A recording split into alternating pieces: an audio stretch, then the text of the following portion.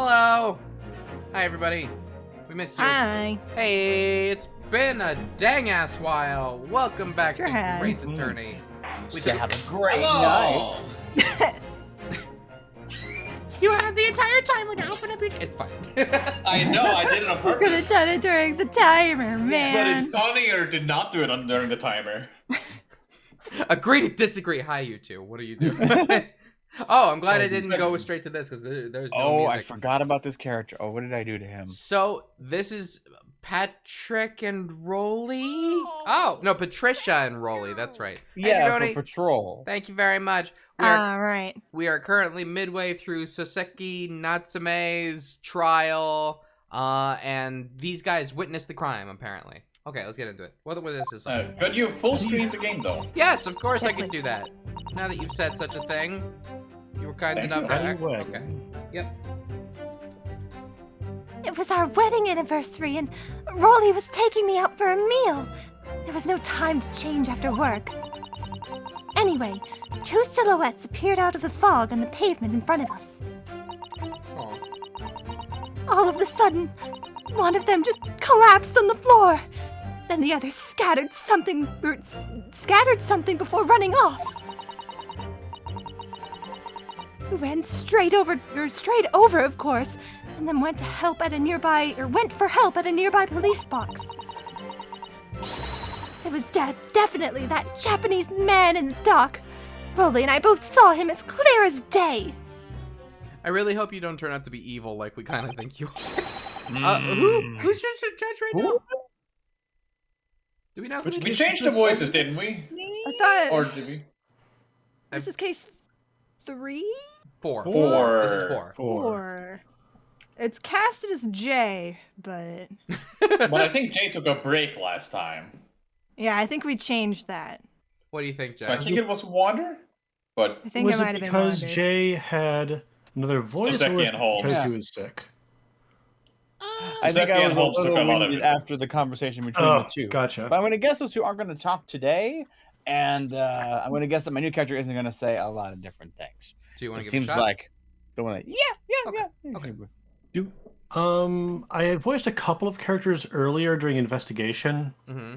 but I'm not sure if they're gonna show up today. Oh, we'll see.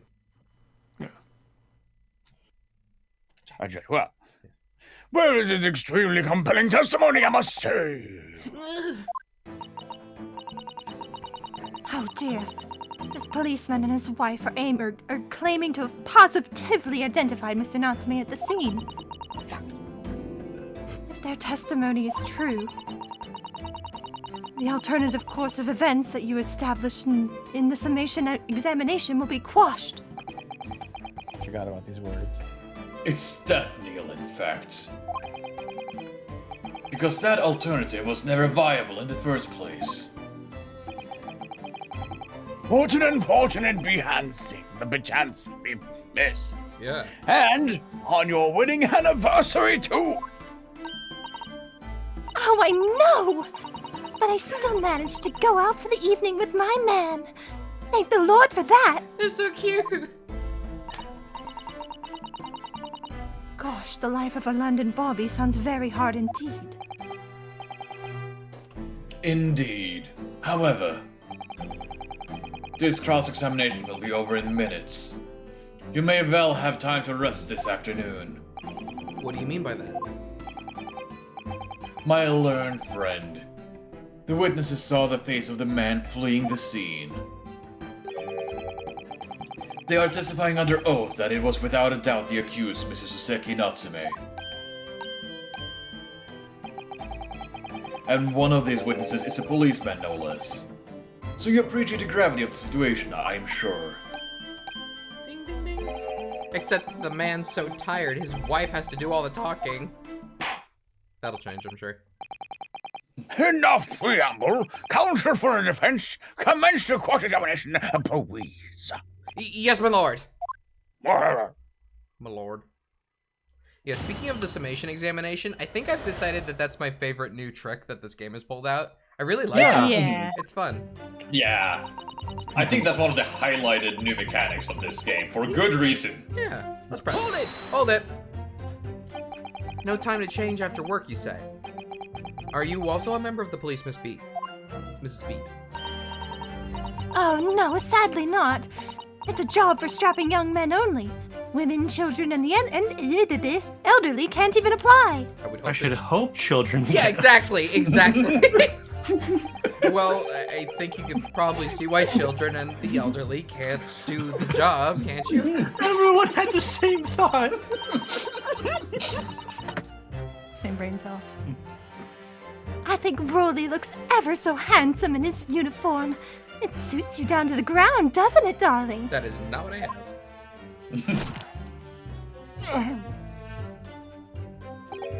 Okay, child labor was apparently outlawed in 1933 in the UK. Oh, I see. Well, I just finished my beat, and Pat and I were heading back to the station. I was actually planning on getting changed there, and Is he talking in his sleep? This is creepy. No. Oh no, Rolly, I much prefer you in uniform. Oh. Sometimes I don't recognize you when I see you in plain clothes. Oh dear, that doesn't seem healthy. Kindly adhere to the point. You are going for a meal after you had finished your beat for the day, correct? What is a beat? It's like a patrol. Patrol. Yeah. What? I see. that's right, sir. Yes, although I was fit to drop, to be honest, after spending the whole day on my feet. But policing is my life, sir, and as long as I am the proud owner of this, I shall serve my country and my queen to the end. What's that now? My warrant card, sir, proof that I am a London copper. It has the noble founding principles of the force written on it as a reminder to us all policemen of our sworn duty to patrol the streets of London town and uphold the peace of the common man and week, sir. For such a noble cause, I cover 20 miles every single day without fail and without a grumble. See, you can stumble after this on this guy's lines as much as you want, because he's out of his mind. Or else I'll have a string in my mouth. But because I know that the plodding of my boots is all the Londoners need to hear to feel safe and secure. You think he chews on that as like a stem? Definitely, yes. So, fighting crime doesn't appear to come into it then. But sir, just on that one particular day, I was looking forward to celebrating my wife's anniversary. Your wedding anniversary too? Oh. Oh yeah, Miss Beth puts up with a lot of being married to a bobby like me. I wanted to show my dear wife just how much I care. Aww. Look at them. They're so cute though. Oh, Rolly, Got that backwards, but okay. where am I? Now we're keeping it. Oh, what a charming couple. The young love is such a joy to behold. If a little over the top, perhaps. No, shut up, Ryunosuke. It's adorable. And then can you describe what happened next? Alright, here we go. Hold it! Hold it! Two silhouettes. That's right. They were coming towards us, walking up the Briar Road in the opposite direction. I just realized he showed us that thing and it didn't end up in evidence. That seems interesting. Don't worry about it. Okay. Hello? There was a rather plump figure followed by a scrawny, thin-looking man. That does sound exactly like the victim pictured in this print. And like Mr. Natsume. If I remember correctly, there was some question as about where this all took place, right? Right, here. There was, so the Yeah. crime itself happened at the X, but we're thinking that our boy took the right on Calabash Road. Yeah, because that's when the old man There was a in the second jury Yeah. was there too. Okay. Yes, unfortunately it does. And you're certain that at the time there was nobody else nearby? Oh, was yes, that- quite certain. Sorry? Oh no, sorry. I was just still on that train of thought. Was that ever actually disproven, or did the prosecutor just say it was impossible and everybody went along with it? Well, the prosecutor said that the eyewitness is seeing the crime, and this is it. We Okay. established that it was possible, and our prosecutor man said, fine, but it's unlikely.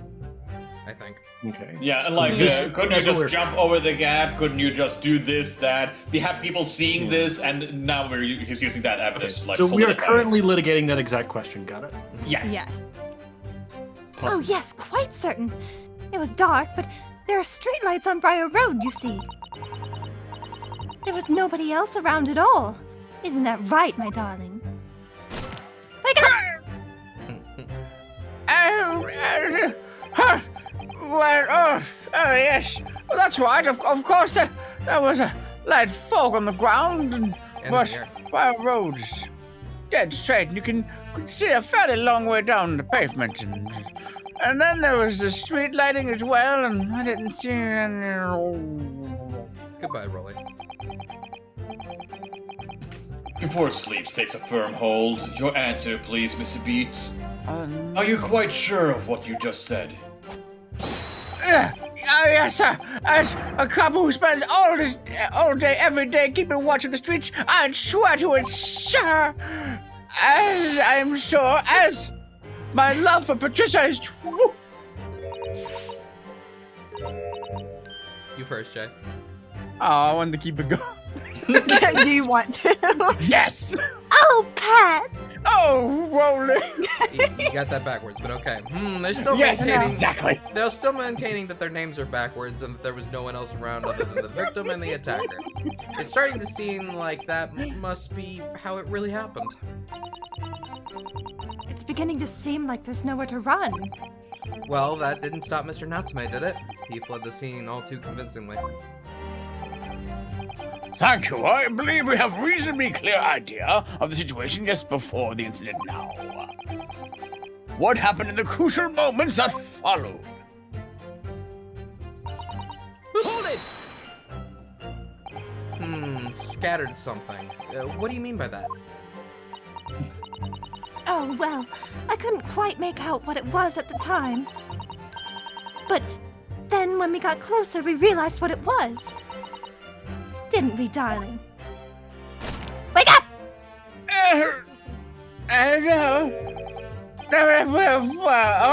Yes, that's right. I was just some old blokes. Books! Oh, books. Oh, I see. Did you mean books? Ah, yes, sir. The culprit stopped. We dropped a number of an item, and I would have had a string taste good all around where the victim lay on the pavement. What flavor is it? Leather. String flavor. Indeed, as clearly pictured in this photographic print. Did you guys know that you can actually gain sustenance by chewing on leather? Apparently it's a thing. What? Yeah. Oh, weird. I mean, it's Good to know. skin. Yeah. Sustenance. Consume flesh. That rotten Japanese man did what he did, or did that when he did the tea. Hold it! Hold it! Slap him. Let's not forget that it remains to be established that the defendant was indeed the attacker. But we saw him. It was the man on the dock with the mustache, the hunchback, and the caught-like eyes, the top mouth, the stubborn nose, and everything. Any more insults you want to throw in? Poppycock. That's right. He looked down at that poor defenseless woman with those terrifying, intense eyes. And then suddenly threw his books onto the pavement and ran away. I see. This is tough. They seem as though they're telling the truth here. May I remind the court that this is an unambiguous testimony comes from the policeman and his wife. Now please, continue. Have they testified as to where they were? Yeah, they said that they were on. They said that they were where the crime happened, I think. Okay. Yeah. Okay. Just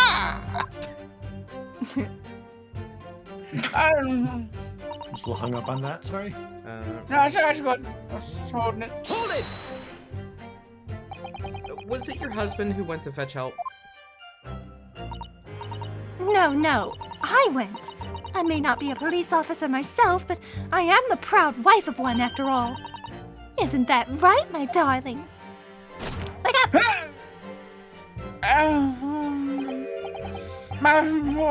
Oh, yes, that's right. I asked Miss Beat to go. I was off duty about that point. But Bobby's never truly off duty, of course, so I felt obliged to stay and guard the scene. Very laudable, Mr. Laudable. Beach. It's laudable, yes. Mr. Beach, preserving the scene of a crime is a task of considerable importance. That's why I said Patricia to see. I told her where to find the right police box. Forgive my ignorance, but what do you mean exactly by the right police box? Depends on the crime's location, you see, as to who deals with it. Where the woman was stabbed wasn't actually my beat.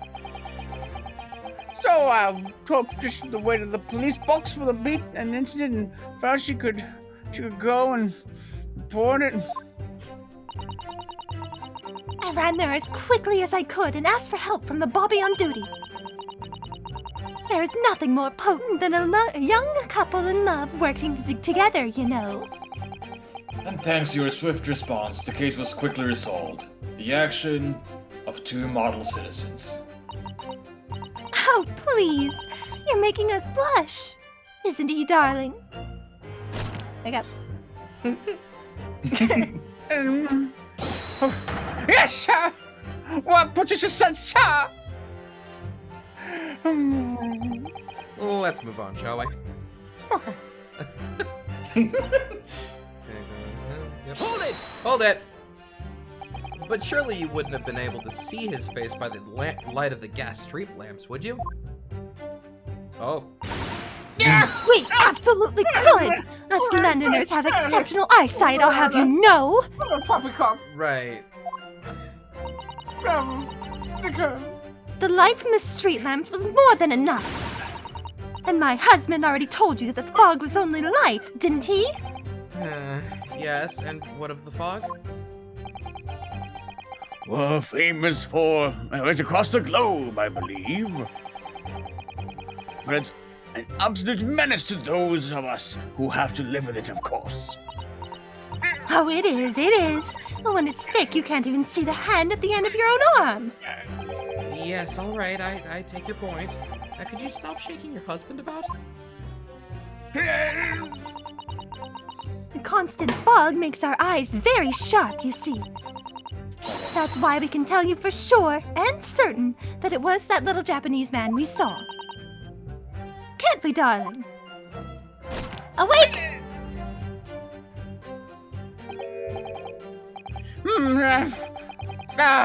Yes, it was the accused Numstick. The mustache, the hunchback, the cut-like eyes, the top mouth, and the numbness! Unmistakable, sir! As far as this couple's testimony is concerned, there can't be any question. It was Soseki-san that they saw running away from the scene of the crime. So that's it, is it? That's their entire testimony? What do you think, Mr. Naruhodo?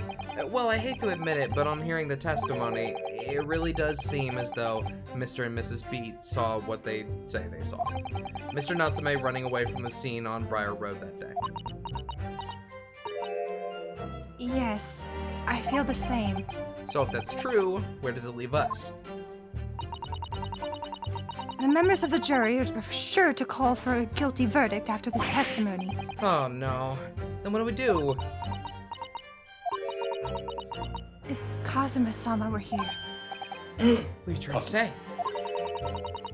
I think he would try to find a contradiction somewhere else within their testimony. No! Is that what he would do? What do you mean somewhere else? Their statement about seeing Mr. Natsume is unequivocal.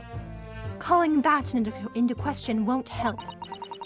But if you could identify some other part of their testimony, which appears to contradict the facts, you might be able to discredit them. To make the jury doubt if the pair's memory of the day is accurate. Oh, right. Put simply, we must focus on finding a discrepancy in these statements somewhere. If we don't, I'm afraid the trial may reach an early end and unfavorable conclusion.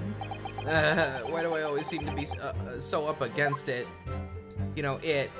It. Oh? Oh! Mr. Lawyer, sir, can I ask you something?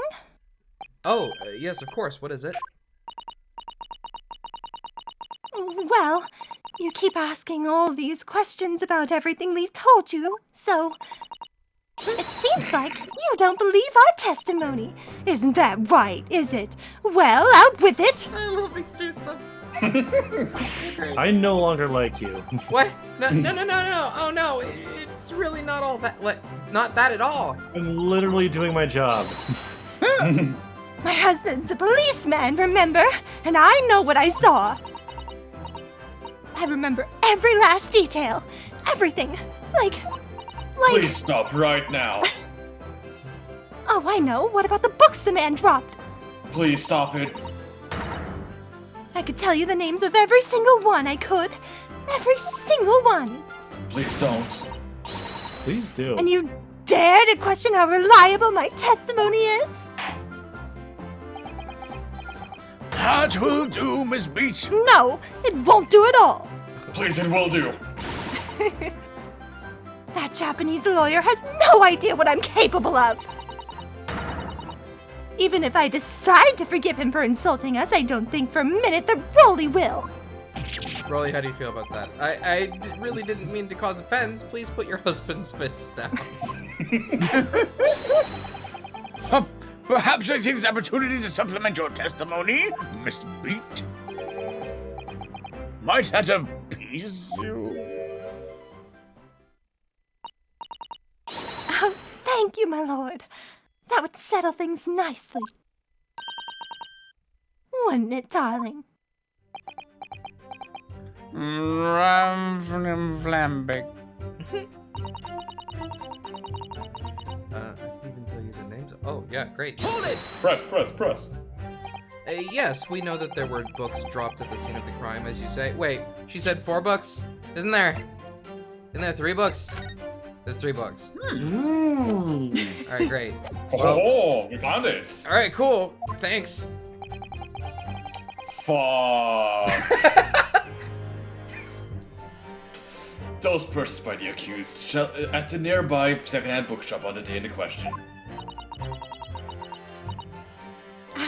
After I'd been to the police box for help, I decided to have a good look over the area for good measure. I am a proud policeman's wife, after all.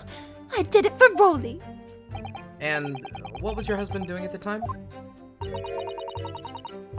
Oh, he was lying face down in the snow, getting some well-deserved rest. He works ever so hard, you know.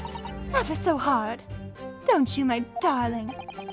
Interesting way of guarding the scene of the crime. Well, Miss Beach, seeing as you've regaled the court with tales of your powers of recollection, would you be so kind as to recount the titles of the books you observed at the scene? I'd be happy to. Now, are you all listening? No. There was the picture of Monsieur somebody or other, and what's it, yearnings? Okay, hang on. Let's have another look. Picture, Are you all Okay. listening? Alright, You look alright. well. Contemporary yearnings. What's it? And there was, a meal for someone. And the last one was definitely the thingamy something. Well, it's that one. That one's not there. You see? Mm-hmm. Yes, I see there are 1 or 2 holes in your memory. Oh, well. They were along those lines, I'm quite sure. There were indeed books found at the scene of the title with titles along those lines, as you put it. What the hell are you holding? A scroll. Well, what did I tell you? I did it better than Ayuda did. True. So I think it's very mean, the way you've been implying that my testimony can't be trusted. Don't you agree, darling? Get yanked. Yank! Oh, Anyone who upsets my position will have me to answer to. okay, put the gun away. You're not allowed to have that in here, I hope. Terrifying. You want a DL6? Because this is how you get a DL6. Yes, she really is. So that no, not necessary. Do you know what you need to do? Susanna, what do? I don't And know. so do I. That's for you to figure out. I don't know what to do. What kinds am I do in this situation? Okay, let's go. Okay. Alright, present. It's this one. Nope. It's this one. There. Good. Yep. Objection! Yes. He stated. So, you're saying that there were 4 books. That's right. I remember all of them. The picture of Monsieur somebody, what's yearnings, a meal for someone, and the thingamy something. I'm sorry, Mrs. Beat. But there is a fundamental flaw in that statement of yours. Oh no! What? What flaw? Simply that at the scene of the crime, there were only 3 books, not 4. I mean, the prosecution just supposed that there definitely was all 4 books, so I'm gonna need some more information, but... Well, I did say that there were found books of that with those titles. He I didn't say how many. I wanted to not let you notice this, so you know. Either What? way, I'm about to get punched in the stomach over this one, but it's fine. I do have a wine bottle on the way. Yeah, well, you can hold on Here to it that. comes. This is the receipt from the bookshop where the defendant bought his books. Your books? Yes, and it details Mr. Natsume's purchases that day. But as you can see, only 3 books are listed. Doesn't mean only 3 books were found at the scene of the crime. Mm-hmm. Yeah. Only 3? But no, that can't be. I remember seeing them. There were 4 books, I tell you. 4 dirty old books. Oh, really? Have a good look at this photographic print of the scene of the crime. Ooh, look at this photographic print. As you can clearly see from this evidence as well, there are only 3 books. We can't see everything here. There's a problem here, Ronosuke. But I just don't believe it. I saw them there, I swear it. I saw them. No, madam, I'm afraid your powers of observation cannot be relied upon. The prosecution's just gonna karate chop me in the neck in a moment. Huh? So it cannot be denied that though you say it was the defendant you saw, you could very well be mistaken. Oh no, oh no, oh no, oh no, oh no! Objection! Oh, good. I am very surprised. Oh, here he comes. It's plainly evident Mm-hmm. that it is your powers of deduction that cannot be relied upon, my learned Nipponese friend. What do you mean? What cannot be defined is that these 2 witnesses saw the accused running from the scene. A fact that you know very well you have no hope of disapproving. So you strive to avert attention from that by dint of some inconsequential discrepancies. Would that be fair? No. She's right through me. But your plan has somewhat recoiled against you. What are you talking about? It's quite simple. Let me explain with a toast. To the policeman's wife and her entirely accurate testimony in every respect. I didn't quite read. They're both right. Oh, You see, the matter is not up for debate. At the scene of Briar Road, a total of 4 books were definitely found. Objection! But what about the photographic print? It only shows 3 books. I wonder if maybe she's lying on top of it, Ryunosuke. Quite right. Only 3 can be seen in that print. Print? You mean to say... Oh, wait a minute. If they were discovered under the body, then that's also a problem. Tell me that. Tell me that that's what happened. Oh. No! Allow me to present another. One that shows the victim's hand. What? Okay. Is this me? I don't believe it. It's the 4th book. What? How is she holding it? As you will observe, the 4th book was hidden from view in the original print by the victim's torso. No. I really wanted them to be laying on top of it. Too bad. Damn it. No dice. Well, maybe their torso was on top of it. Order! Order! There, you see? You see? Look at that! Look, look, look, look, look! Yes, I know. It's just like I said, isn't it, my darling? Yes, sir! This is our sir! Zeus! Let us study the receipt for the books purchased by the accused on the day in question. Miss Beats, the titles once again, if you please. Oh, yes, of course. The picture of Monsieur somebody or another. The picture of Monsieur Lecoq. What's her yearnings? Canterbury Yearnings. A meal for someone? A meal for Gabo... I can't speak French. Gabarel? That's it. Gabadoo? Yabba dabba doo. As the court has just heard, the witness remembers the book titles flawlessly, save for a few minor details. You can't say that's flawlessly. With a few minor details. Mrs. Beats' power of recollection can only be described as exceptional. Did you hear that, Rolly? The gentleman paid me a compliment. Yes, sir, What was that? There are only 3 books on the receipt, and Mrs. Beat mentioned 4. There's nothing surprising about that. Clearly the 4th book is that which is shown in this photographic print.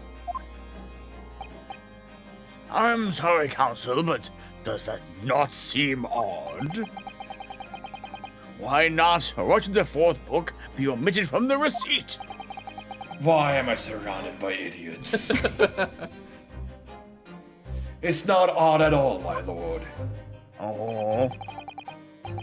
As the photograph clearly shows, the 4th book was found in the victim's clutches. So does it have like a bite taken out of it? What's going on? It looks like maybe it was burned a little. Maybe burned? Wait, oh! Yeah. Did this book come from Moonhead? Moonhead? Did it burn Because down? remember, he loves Oh. lions, and he had a fire in his apartment. Yeah. Yeah. Oh, I don't know how that's that comes into play right. yet, but Right, good to know. In other words, it definitely belongs to the victim. the victim was holding her own book? Surprising everyone. I wonder, what became of that 4th book? Obviously, it wasn't overlooked by the investigation officer at Scotland Yard. I have it here as evidence. Give. No, it's mine. You will submit that and the aforementioned photographic print to the court, please, Counsel, at the All right. start of the trial. Only the picture. My pleasure, my lord. Second crime scene. I hate him. No. I You actually son of a... hate him. Oh, there, thank you. All right, great. Ah, There it is. Who took my book? That's my book now. Give it to me. The prosecution rests. Yes, it does. Give me a moment. That's incorrect. That one. Look. What happened? Whoa! Ooh. It's melted. Oh, look at this. The book has been badly burnt. Books don't melt, Jay. You're right. You'd never be able to read it in this state. Yeah, maybe it's a wax book, especially not the latter pages. What a terrible waste. Judging from the scorched edges of the paper, I think the damage must have occurred very recently. A book. Recently damaged by fire. How can we tell it's recent? Why does that seem to raise a red flag with me? It's Fourth still book's hot. information. It's still hot! The information has been updated in the court record. Great. It's still warm. Okay. Okay, cool. I have nothing further to add. What? You seem surprised, my learned friend. But your assistance until now has been in vain. Entertaining, yes, but futile. The spurious longer route to the accused lodgings that you tried to establish in your summation examination, and the attempted discrediting of the witness's powers of recollection in your cross-examination. Futile? I walked right into this, didn't I? Yes, you did. You see? Everything we've said is true. Isn't that right, my darling? He's gonna get whiplash one of these days. Yes, Pam. Oh. Wait, you're already married, aren't you? Aren't you already We've been married for over a year.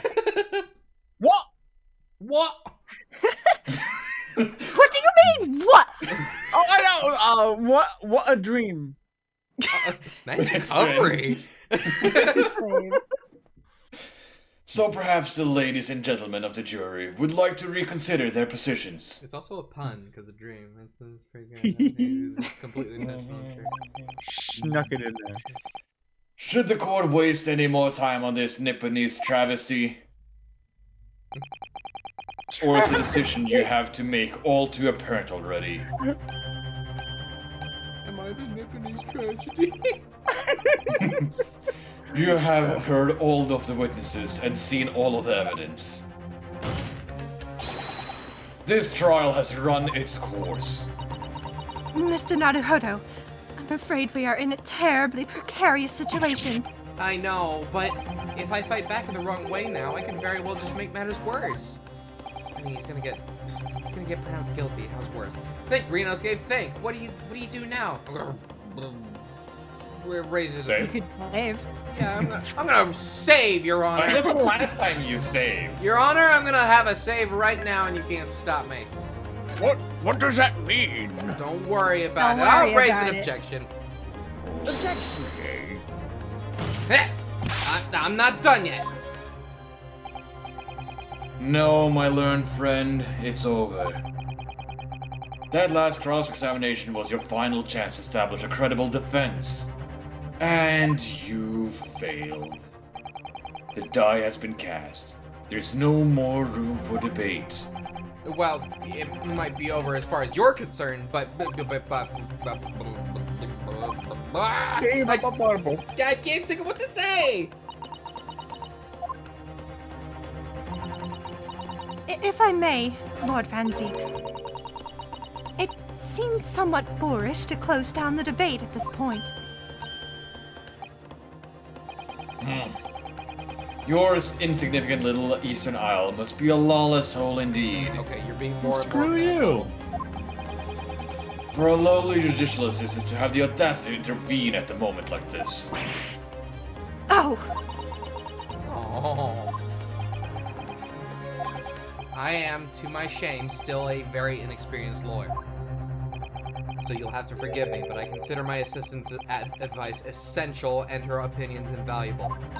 Boy. Mr. Naruhodo.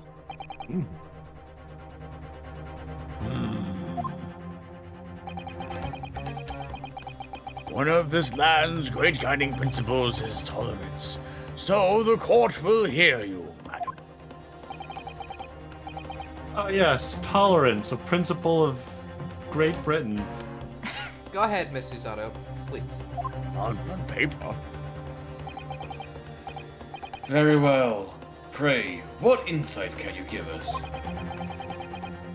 What have you all overlooked in this matter that you see fit to pursue further?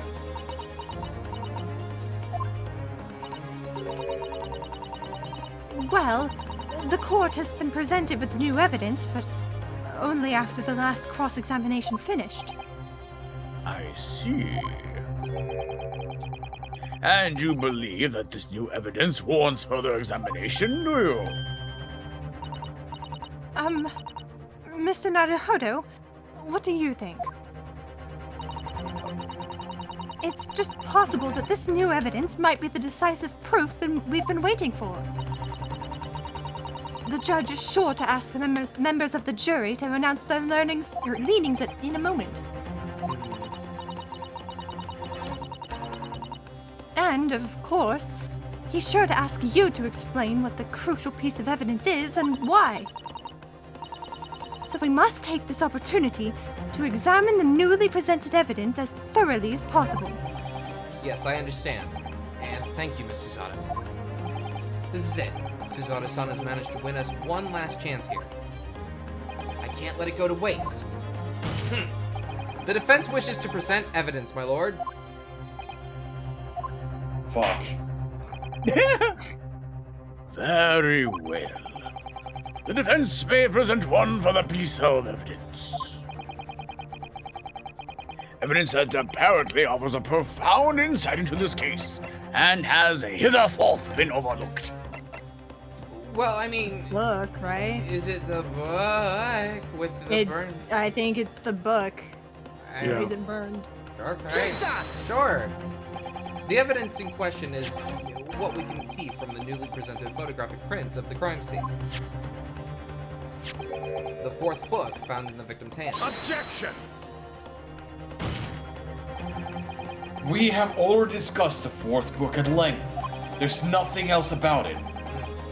Other than it being in the victim's grasp at the time of the incident, no significance has been attached to it. Pursuing the matter further would be a flagrant waste of the court's time, as you well know. Bah! Yes, I'm afraid, counsel, I must concur with the prosecution on this matter. When I afforded you this opportunity, you led the court to believe that the evidence in questionable contained a hitherto undiscovered clue. So I must insist that you elaborate, counsel. You will identify this clue at once. Do I make myself clear? No, yes, my lord. It's, Mr. Naruhodo, I believe the prosecution is trying to avoid a thorough examination of the evidence. Which means you may very well be on the right track. Yes, I think you might be right. So, counsel, precisely where is this vital clue to this case, which this fourth book conceals? Get back here. Right there. Now! What do you mean now? What do you mean? It's been damaged by the fire. Oh, I have to do this. Got it! Got it! Yeah, there you go. I would ask the court to observe the back of the book in question. The back? What do you... Good gracious! It's been burned to a crisp! Recently! So it's still warm, Your Honor. So we have to Oh ask my ourselves, why was the victim clutching what is clearly an unreadable book? Well, mostly. It is undeniably an extremely unnatural thing for her to have been doing. Unlike how their scars are attached. Unnatural, you say? And what of it, my Nipponese friend? Were I to concede to the point, if it bears no relation... No relation to the case, there is nothing to discuss. We really latched onto the bears recently. Bears. Bears. So, should you wish to assert that this fire damages some veiled clue as to what happened to that day? Pray do enlighten us all. What truth does this charred book hide? charred book. There's just one possibility here, which I can't quite bring myself to rule out. It's an outside chance, certainly, but worth a try. Alright, I'll explain my theory. Don't keep us any longer then, Council. Explain this theory of yours. What are you suggesting that you can ascertain from the fire damage this Sorrow Tome has suffered? The shop that sold it, its owner, its content. The owner! The owner, yeah. Yeah. My lord, the burn on the back of this book reveals a startling truth about the book's owner. I beg your pardon? But we already know who the book belongs to. The victim was gripping it in her hand as she fell to the floor, after all. It's obviously hers. The question of how this book came to be in the victim's hand has yet to be answered. However, as to the questions of who the book really belongs to and where it originated, the defense has very credible answers. Good gracious, how can you possibly? Very well. I'll play along with this futile attempt to delay your inevitable demise. But do remember, each member of the jury may well burn you if your little gamble goes awry. Counsel, the defense's response here is very likely to influence the final outcome of this trial. So tell the court, who do you claim is the owner of this burnt book? Is this guy? The moon! Take that! The answer is that the book belongs to the couple who own the house where the defendant has his lodgings. Yeah. A certain Mr. and Mrs. Garadab had to do a full spin for that one. Very important spin. The landlords. And whether this is some extraordinary coincidence or some kind of fate at work, I don't know, but of all the people in London, one of the 6 chosen for jury duty in this courtroom today is none other than Mrs. Garadab herself. She didn't want people to know that, but okay. Too bad. Oh my goodness. Me?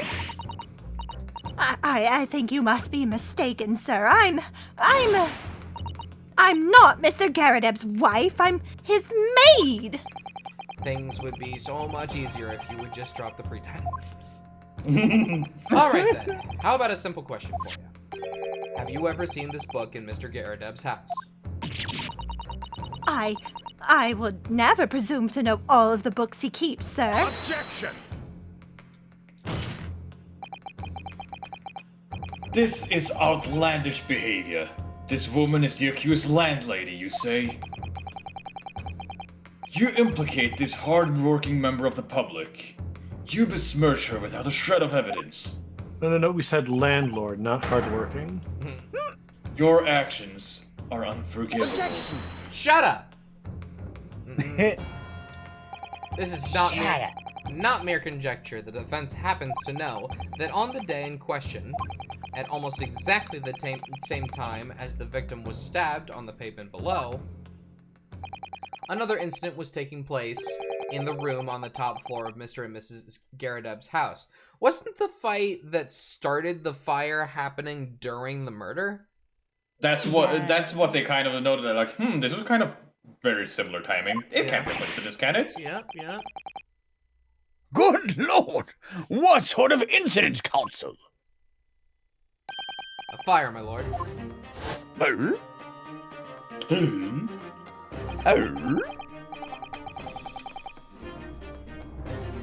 Wound. Oh. Fair to say it was happened in the blink of an eye, you know. The whole place filled with smoke. Couldn't see a bally thing. Didn't take long for the fire to spread, of course. The bally furniture started going up as well. Worst of it is, I lost my favorite book called The Lion's Pride. Is that new? The Lion's Pride. I think that's a new face on him. I think so. By Jove! The very same title that is the subject of this debate! Oh, dear me. Objection! This is risible. All you told the court is that a book by the same name was involved in a fire. Yeah. In which case, it would be reasonable to assume that it was burned to ashes. Damn it. And entirely unreasonable to infer that it magically removed itself from the scene of the crime. That's stupid. Perhaps it would make more sense if I told you that the cause of the fire was marital discord. Is it fine that we're saying all this? Without going into the details, it appears that Mrs. Geradev was considerably enraged. Apparently, she continued to attack Mr. Geradev even amid the flames. Yeah, a book with that title was found partially burned across the street from where it happened. Not possibly related. Oh, how awful! I can't even imagine being so horrid to the one you love. Can you, Rolly?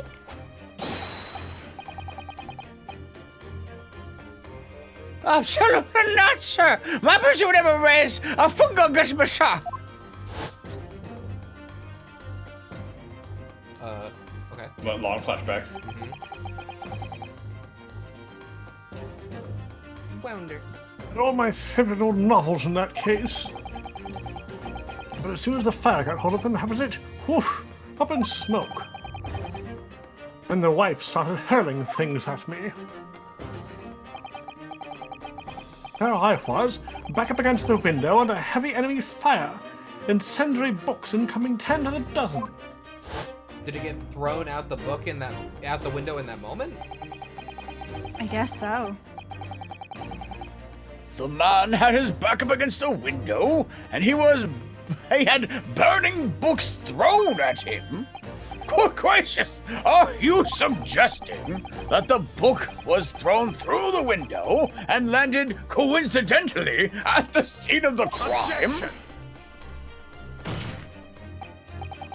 No, a thorough investigation of the surrounding area was conducted at the very evening of the incident.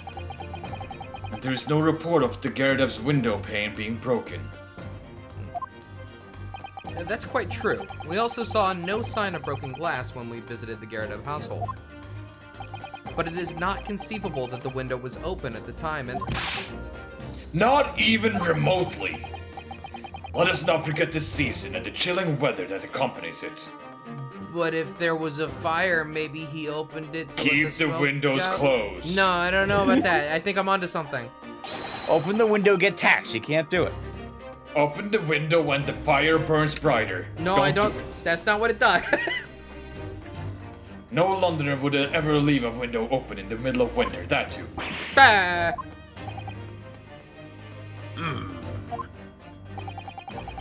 Does the defense postulate this scenario in all seriousness, counsel? Do you earnestly claim that the book found at the scene was a flaming projectile thrown by Mr. Geradev's wife? I believe it's a possibility, my lord. Okay, so here's a theory. Oh, sorry. That's quite enough. Is that Mrs. Oh. That's quite enough. Well, I hope that everyone can see you for what you are now, you little foreign trickster. Okay, theory time. So maybe the reason that this woman fell down was actually because she was struck with the book and knocked unconscious. And then after the fact, somebody came along and stuck a knife into her. Maybe. Why? I don't know, to kill her. I don't know. Wherever will I put this knife? Oh, well, hello. You call yourself a lawyer, but you're just a coward. A mean coward. Really? Claiming that our little tiff set the whole neighborhood alight. Honestly. I didn't say that. She dropped the facade! Implying that I'm merely posing as a maid for appearance's sake. How could you? It's nothing to do with this beastly case, not any of it. And all you've done is sully our family name. No, I assure you, that was never my intention. Dragging an upstanding citizen's name through the mud simply to avert attention from your failing defense. I should box your ears. That's what I should do. It's utterly unforgivable. Careful with those weapons, man. All right. Here we go. How long have we sat here now, listening to this Nipponese spouting out his fancy foreign theories? Don't you do it. But think about it. At the end of the day, the only person who could possibly have stabbed the victim was a little hunchback with a mustache, and he ran away from the scene too. I do declare you're right. Squint. It's true. Squint. Oh, he's fine. What did I tell you? Yeah, we don't squint at that guy. We squint at the other one. Oh. Makes sense to me. Squint? No. Huh? Squint? You're exactly right, old man. Well, it would appear that the lady and gentlemen of the jury are once again in full agreement. For how long? What is your position, Lord Van Zeeks? And please don't smash it against the wall. No promises. In truth, my lord, I feel these have been unnecessarily protracted proceedings. But then one must always exercise patience in order to savor the best vintage. Bah! No, wait! The mystery of the fourth book still hasn't been... What? We've seen that before. I But clearly it's still very funny. Clearly I forgot it. to the slap, just kicks it up. Amazing. If books are your predilection, my learned friend, study them on your own time. It's so ridiculous. I like your shoe. You have a nice shoe. Thanks, now lick it. No, not. I will not. You do you then. What? No, forgive the discourtesy this time. He doesn't give a shit. Ahem.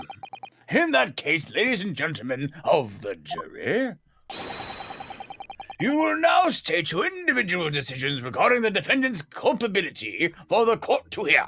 I like how Van Zeeks was just like, all right, well, I gave you the option. I mean, don't come crying to me. Guilty. Guilty. Guilty. Guilty. Guilty. Guilty. That's not your voice. I still love how the mobile version of this game hates this animation. The Wait, mobile there's version? a mobile version? Yeah, there's an Android version for the Japanese version of this game. Oh. Thank you for that unambiguous response. That's twice now. It's over. No, it's not really over. No, that's 3 strikes. It's Pretty- baseball. No. Mr. Naruhodo, don't give up. Okay, I need to be right back. Okay. Got Mr. it. Zato? Have you forgotten? The battle isn't over yet. You're not suggesting. Of course. The defense has the right to another summation examination at this point. You could still convince the jurors to change their minds. You have one more chance. My lord, the defense asked to exercise its right to a summation examination. Oh! You believe you still have tricks up your sleeve? Usually, I don't intend to trick anybody.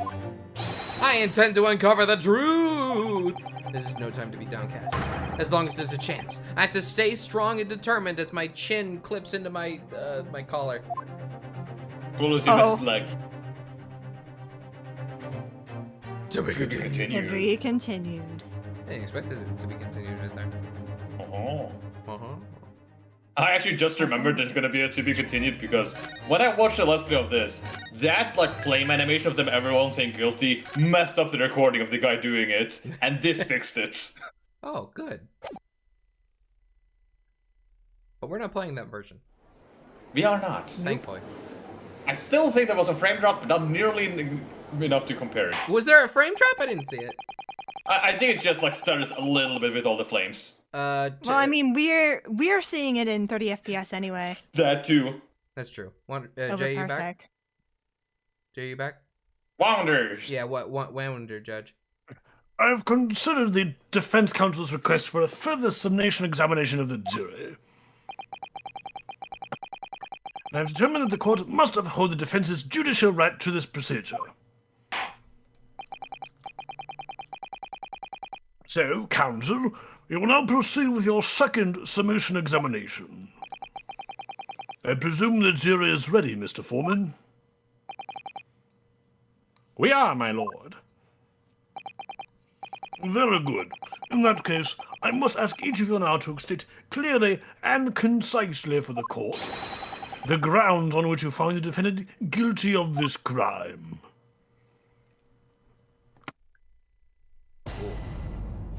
Judicial Let's findings. go! The juror's contentions. The accused left behind evidence at the scene, didn't he? Those 3 books of his. There was some novel alternative explanation about how the victim was stabbed I might reconsider. Squint.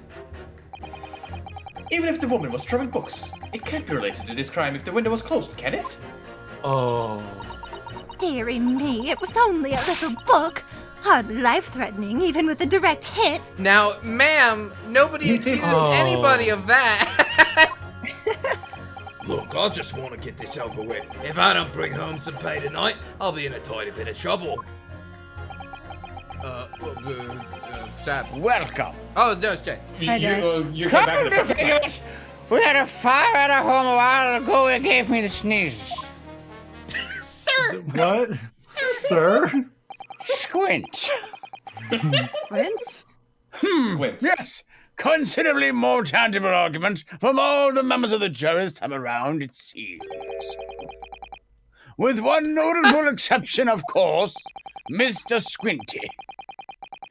My learned student friend was unable to find the fault in the previous witness testimony.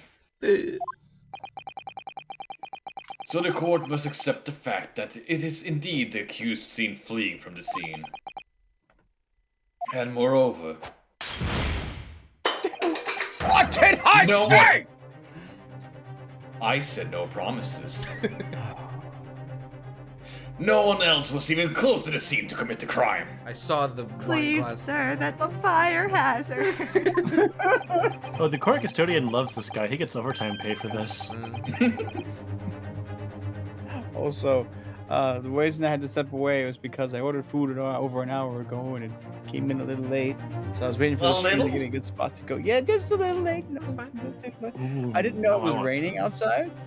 Oh no! And it comes in a paper bag. Subway comes in a paper bag. Someone called the court. There's been a murder. Oh, no. He's okay though. I'll figure out something. Well, if the eyewitnesses are correct, it would seem as if the conclusion is somewhat set in stone. You should tell these folks to give your phone a ring when it happened, when they get there. Well, no, I knew it was here, but we were in the stream, so like I can wait to get it later. Oh. I didn't know it was rain. Oh, fair enough. I fail to see how it can be argued any other way, but please show me. That means, I'm afraid, that during the summation examination, it's essential that you establish some other tangible explanation for the facts. But how? What would even constitute a tangible explanation here? Isn't it obvious? Who stabbed the woman and how? Those 2 details are all you need to provide. Simply give us a name and a method by which the attack was conducted. And there I was thinking this might be hard.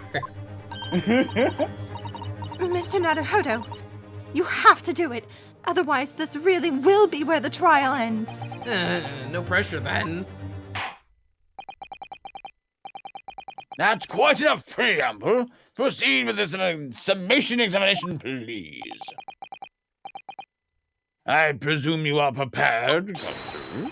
Oh, yes, my lord. All right, Ryunosuke, focus your mind now. Slap! Don't do that to yourself. Oh, he cares. Maybe. Clearly, the key to the summation examination is going to be juror number 4, the maid. Or should I say, Mrs. Garrett. We have a book that disappeared from the Garadeb's house on the evening of the incident. And the 4th book found in the victim's hand. There must be a way to link the two. Yes, that's what we have to find. Using every technique I've learned in my short career so far. Whatever it takes.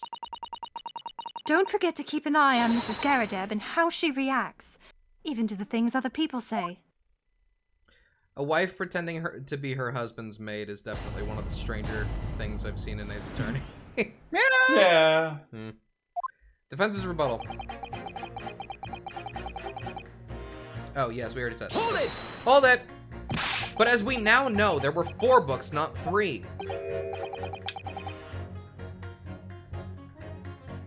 What difference does it make? There's every possibility that the 4th book, in fact, belongs to the defendant's landlord. Yes, that's the part I have a problem with. Sorry? Well, at the point the woman was stabbed, this landlord fellow was at home, wasn't he? Enjoying a fiery scrap with his wife or something, you said. That's not exactly how I put it, no. Well, anyway, the point is, the fellow and his wife were somewhere else when it happened. I think that's what you call a strong alibi. So it couldn't have been the landlord who did it, which only leaves the Nipponese fellow. Honestly, I can't see what all this palaver's about. It's a done deal, isn't it? I suppose it is, since I have nothing witty left to say. And remind me, if Miss Garadeb has something to say and it comes up in that little screen where I can swap back and forth, it'll be obvious without me having to go and check on her? Yeah. Okay. Yeah, I think so. It will be like, ding, and an exclamation mark where it happens. Yeah, if there was a novel... Hold it! So, you might be willing to change your decision, you mean? Oh my! Such delight on your face! But I'm afraid I shan't be swayed by emotion. Despite what you may think of me, I am a very modern, metropolitan, and rational woman. Squim. That's great. If one reads the morning papers, it's all forgotten by tea time, isn't it? So why read them in the first place? No. You see? Modern, metropolitan, and rational thinking. Who wouldn't you say? And not at all extreme. As I see it, it's an overwhelmingly suspicious Japanese man has been implicated by overwhelmingly strong testimony. So despite 1 or 2 minor puzzlements, I do declare that this man is overwhelmingly guilty. Modern, metropolitan, and rational logic, wouldn't you say? Overwhelmingly. Amazing. But us modern gals are always delighted to embrace new fads, you know. So I'd be too happy to consider an exciting new theory if you could come up with one. I'd be happy to do that too, if only I could.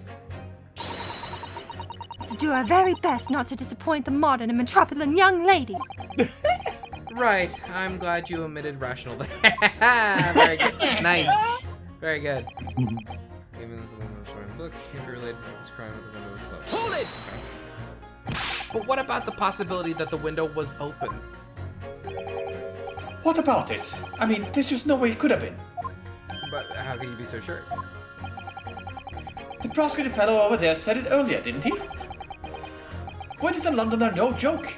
You don't want to invite that sort of cold indoors. So no, that window wasn't open. As Londoners like sitting by the fire and staying warm, see? But you couldn't categorically state that the window wasn't open, could you? It just wasn't. They wouldn't have opened it. Then what's the point in even having windows, huh? Summer! Counsel, you will kindly refrain from your childish bickering. No. Oh. Windows are very important. I'm sorry. Somehow I need to show that there's an undeniable possibility that the window was open. Because this young man isn't going to budge otherwise. book, hardly left right. Wait, what do you mean by that? Explain, but the little book was on fire at the time, was it not? With flames of love, I'll have you know. There's really no such thing as a loving incendiary bomb. Well, he brought it upon himself. It's playing with fire to betray a fiery love. Isn't it? Well, don't you agree? Oh, well, any kind of betrayal is certainly a bad thing, yes. But I think the argument might have arisen out of your misunderstanding, Mrs. Garrett. Blah! Never you mind that. The point is, we were having a jovial little dispute. Nothing more. Can't hit him. And I won't have any more of these suggestions that it was anything whatsoever to do with the crime. I was a boxer in my younger days. And this hurts. You know, honestly, when I saw his character design, I was like, this man's gonna be a boxer. I'm looking forward to meeting this boxing man. Right, well, we'll see about that. What about juror number 5? Whoa. He doesn't seem to be turning a hair at Mrs. Garrett Dub's relentless onslaughts. Maybe he is. It's almost as though he's used to it. What a gentle soul he is. Look, I just want to get this. Oh wait, no, I'm gonna say this. Hold it. Why did you say that? You just want to get this over with? How can you sit there and say something like that? A man's future is at stake here. Well, him and me both then, like I said before. What? I told you already. I'm a day laborer, aren't I? If I don't bring home some Reedies with me tonight, you'll find me floating face down in the Thames tomorrow morning. What? You heard me. My missus isn't one to mess about, you know. She can be fierce, believe you me. Another shining example of marital bliss, then. A situation like this cropped up the other day. It was, well... You know, it's funny, but I can't quite remember. Sorry? It was too frightening, that's the thing. Yeah, I must have blocked it out. Helpful. I wonder if Mr. Beat will ever be dragged into the Thames by his scarf. Please no. Don't even go there, Mrs. Susato. There must be some way to jog his memory about this. Okay. Come to think of it, we had a fire at home and I said this and I squinted. You sure did. And I squinted too. Does that have anything to do with your decision about the defendant's culpability in this case, sir? Sorry, what's that? You'll have to speak up, lad. Could you tell us more about that fire? It was last winter. My grandchildren baked me a lovely cake on my birthday. And there were so many candles, the curtains went up. Hey! It had 75 candles on top it did. What a sight to behold it was. You put candles on a cake? Was it some kind of devil worship? Of course not! It was an angel cake! To celebrate my birthday, obviously! It seems that a common custom here in Great Britain, Mr. Natahoda. Devil worship? Well, I think the candles in the shrines have a different connotation. Oh, fair enough. Anyway, I must have all my puffs to blow them out. Only I must have blown wrong somehow. The flames didn't go out, but the candles went flying all over the room. The birds and cards and everything went up. The whole place was filled with smoke. Definitely sounds like devil worship to me. And by the sneezes, I presume you mean a cold. But how did you catch a cold from the fire? What a fiasco it was. The grandchildren, bless them, threw water all over me as they tried to put out the flames. And then, because the whole room had filled up with smoke, of course, we had to open up all the windows to clear it. Yes, thank you. The windows. The biting winter air rushed over me like the devil danced over the grave, it did. And no, I did not worship him. Good. I caught a terrible cold from it. It put me in hospital for a while. I won't forget that birthday in a hurry. It was last year. I knew it was unworshipable. But something about this old man's story is playing on my mind for some reason. Okay, we're gonna start with that. We need to demonstrate who, apart from Mr. Natsume, could have attacked the young woman on the street. As well as how he or she could have done it. Yes, but once again, the jurors' statements are full of personal prejudice. A lot of them seem convinced that they're right, even in the face of logical arguments to the contrary. I think you're going to need to pit them against each other to force them to accept an alternative explanation. Yes. I don't necessarily need to find contradictions between their assertions, just a connection might do the trick. Alright, I'll see what I can do. If anything stands out, I'll go in for a strike. That's the spirit. Yeah, we're gonna start with that one. We're gonna pit you, sir, against you. Objection! Those two jurors' statements clearly contradict one another. They do? How exactly, counsel? Don't point at me again. I told you it wasn't me. Eh? What's that you say? Speak up, lad, speak up! Juror number 3, do you see? Oh, me? See what, sir? Did you hear juror number 6's account of his birthday celebrations last year? It seems, despite being a Londoner, he once opened his windows in the middle of winter. Well, yes, of course. Because it was an emergency. The same I mean, one. obviously, if the room was filled with smoke from fire, then you'd be mad to not... to open the... Yeah? Yeah? Yeah? I said nothing. Oh, yes, you did. Exactly! On the day in question at the time of the incident, there was a fire in the Garadeb household, and Mr. Garadeb had the following to say about it. The whole place filled with smoke. Oh my. Oh. Oh. Oh, my hats. Oh, your hat. Oh, yep, she's going right at it. Look at my face on the bottom left. Pursuit. Excuse me! Excuse me! Oh. Juror number 4, do you have something to say about that? Mrs. Garadeb! Oh, marry me! What's the meaning of this? How dare you imply that I'm hiding who I really am? It's imperative that you confirm something for the court. So please, it's time to drop the pretense now. What is this? When the fire started in your house that day, did you or your husband open the window? What?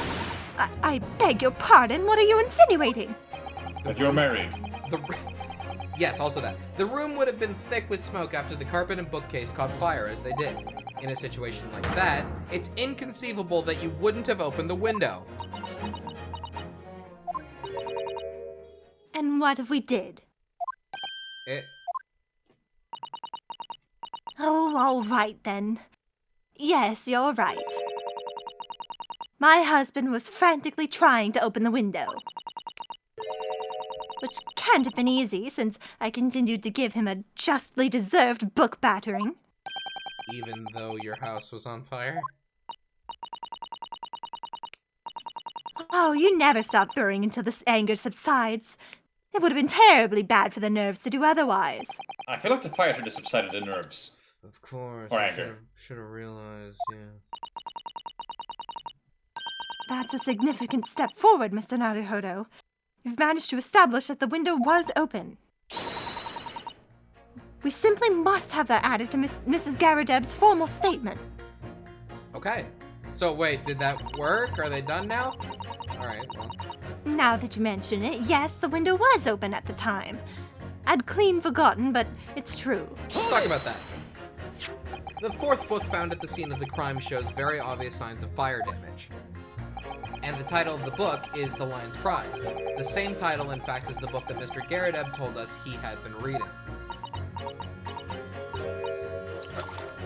Well, I really couldn't say. But you couldn't. On the day in question, did you or did you not throw at your husband the copy of The Lion's Pride that he had been reading?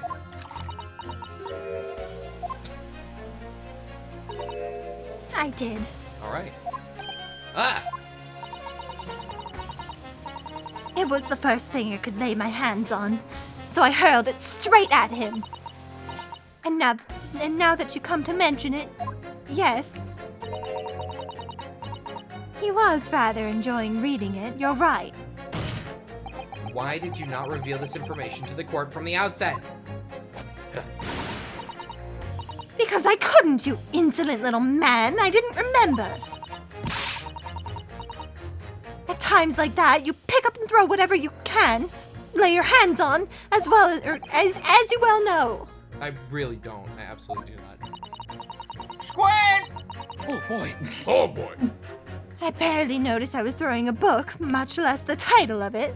Oh boy. Excuse me. Excuse me. Love the pose. What is it, juror number 5? What is this pose actually? You know something? I remember what it was. That memory I blocked out. Which Ah. Punch-Out character does this face remind me of? Is it Ah. Soda Popinski? Oh no, the Turkish one. Bol Bol. Is it Bol Bol? Oh, yeah. Yeah, Maybe. This is a One, Bol yeah. Bol face. Yeah. It was listening to what this granny was saying. Brought it all flooding back. Who are you calling a granny, you cheeky devil? I'm Mrs. Garadeb, or the maid, I'll have you know. Or The One man, of those. the man doesn't even flinch. Please tell me that that's not because he's so used to being hit all the time. It was about 2 weeks ago now. I'd just gotten back home after work log. I put my hand in my pocket for the wages I just earned that day, and I nearly died. There was a hole. Every last penny had dropped out. Oh dear, what a disaster. You haven't heard the half of him, boy. Oh? The wife was cutting up some chicken at the time. Oh dear. I could hardly get the words out, but I told her straight. I lost the day's wages, love. Next thing I knew, the blade was whistling past my ear.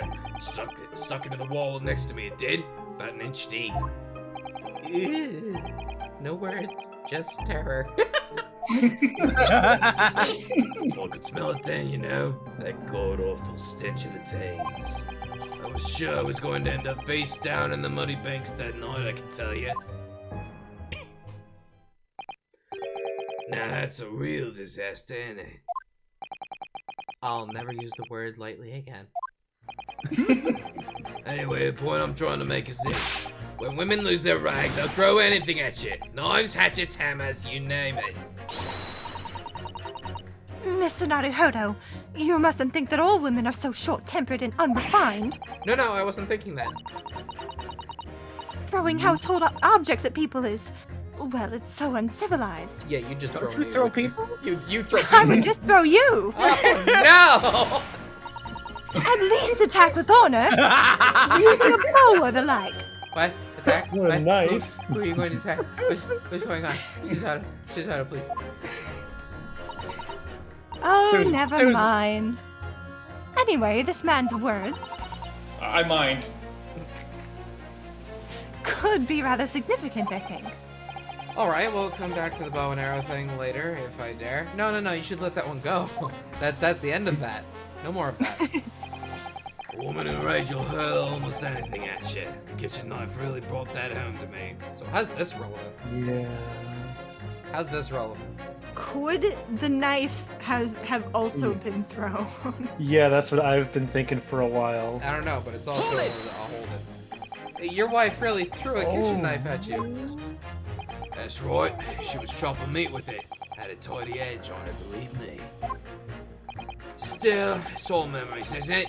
Started with that smile she threw me when we were courting. And since then, the list of things she's thrown at me has grown along with our relationship. There was a cup, then a glass, then a pot, a kettle, a chair, wardrobe, a cooker, a bathtub. A wardrobe? Wait, what? Your A wife, bathtub? your wife must be even beefier than you. Oh, what a woman. And things came to a head last week when she threw me right into the Thames. Still, How am I saying it, Wonder? You're saying Thames, it's Thames. Okay, let's try to Oh, remember. Yeah, it does not sound how it looks. I roll. Still, she's not so bad when she's calmed down. She's a little sweetheart, really. I'm so happy for you. If you want to know what I think this whole idea of ladies first that we're so obsessed with in this country was thought up by some clever lads who'd have been tossed in the Thames a few too many times with their wives. Oh, that's a very that interesting theory.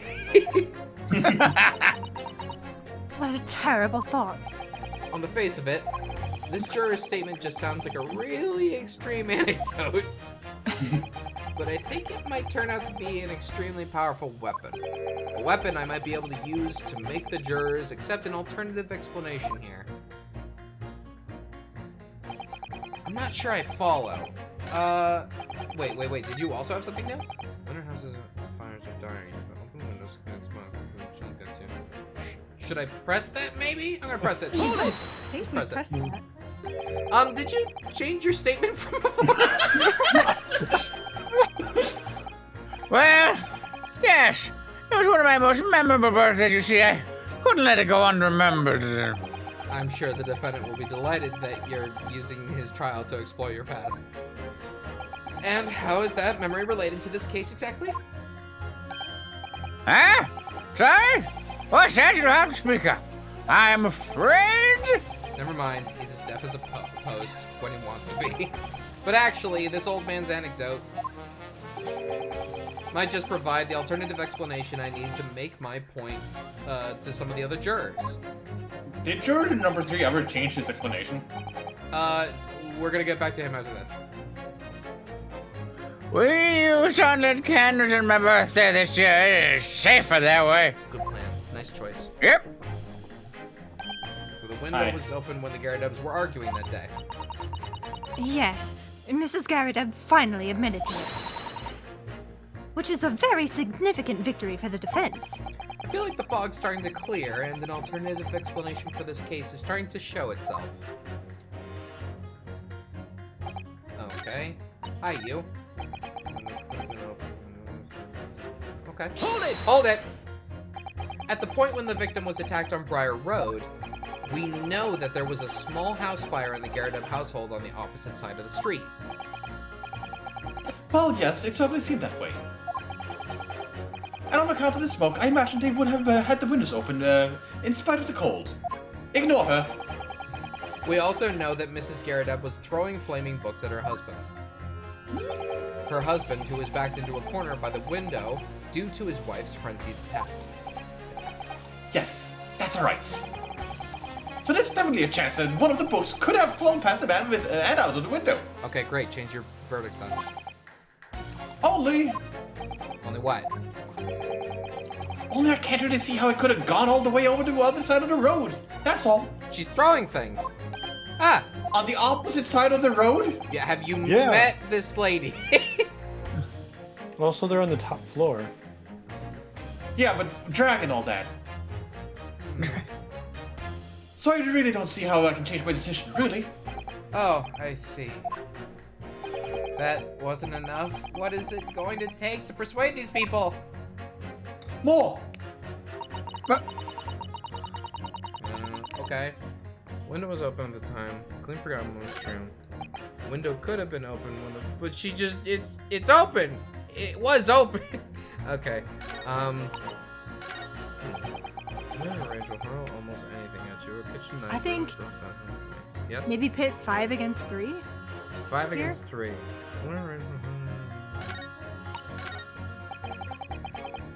Okay, I see what you're getting at. Sure, we'll try it. Objection! Objection!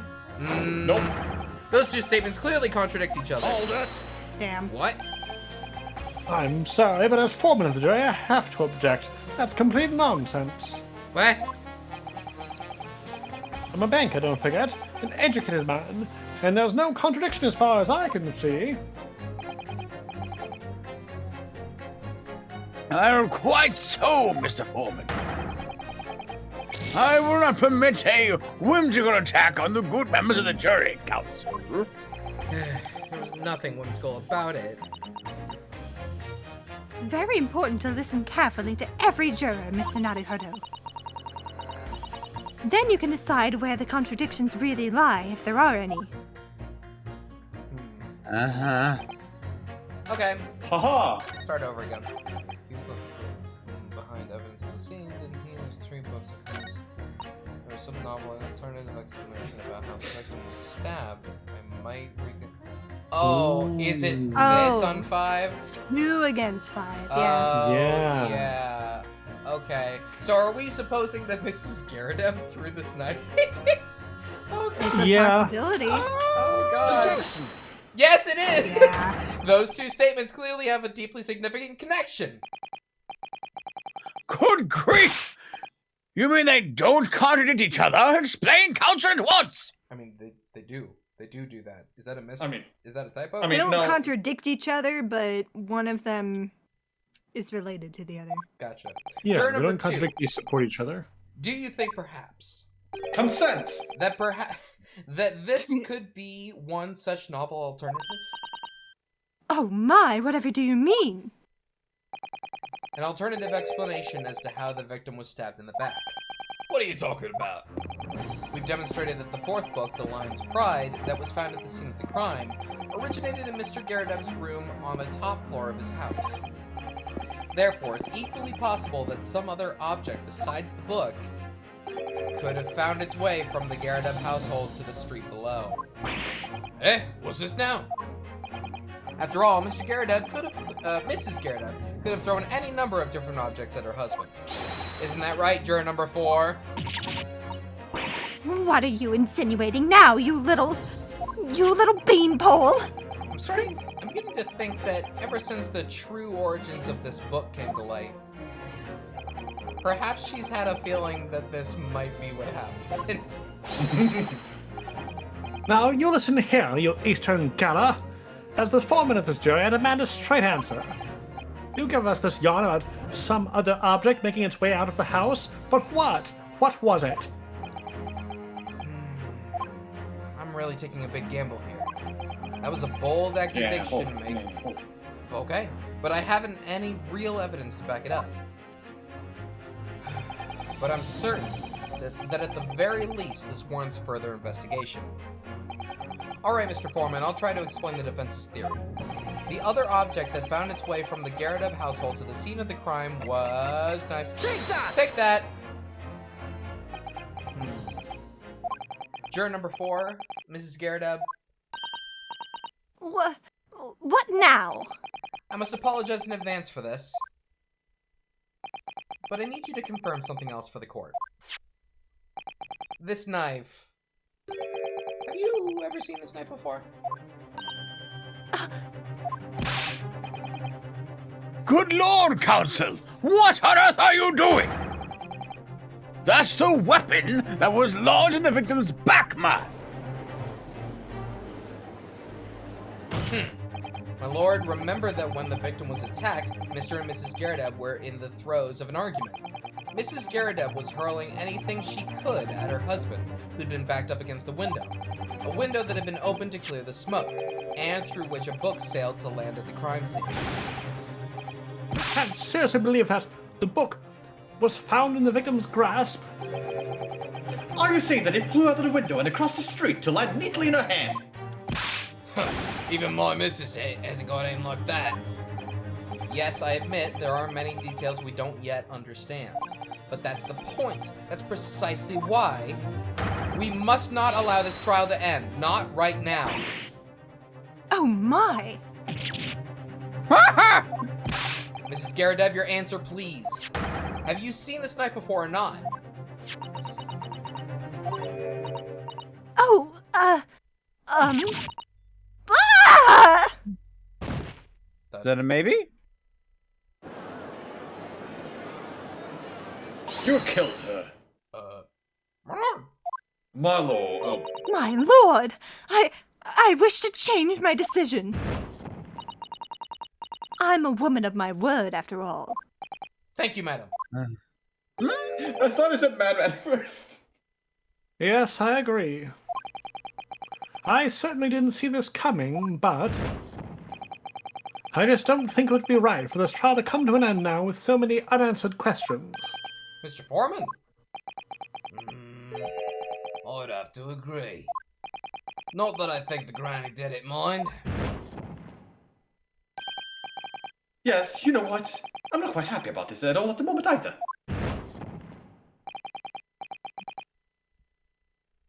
All together now, ladies and gents.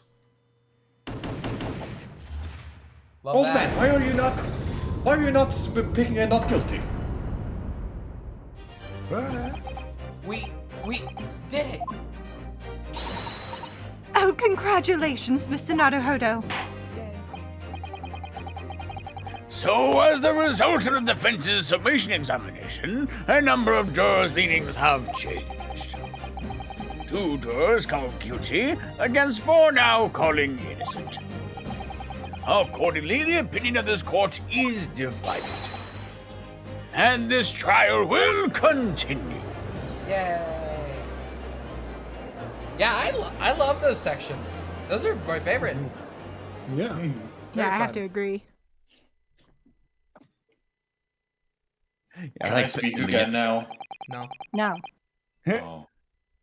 Now then, Lord Van Zykes, how does the prosecution wish to proceed? Here we go. He's gonna pour the glass, he's gonna swirl a little, and then he's gonna throw it. This trial is rapidly descending into a farce. Oh, wait, forgot the sip. Uh-huh. Now he's gonna crush in his hands. In his hand, yeah. Like a corked wine, the first few sips are bitter enough. Crush the rest. Okay, throw it. No! I was right the first time! But what follows is so repugnant, it's good for nothing, save the gutter. If I may, Lord Van Zeeks, No. the defense has just put forward a credible alternative explanation for what happened. Credible?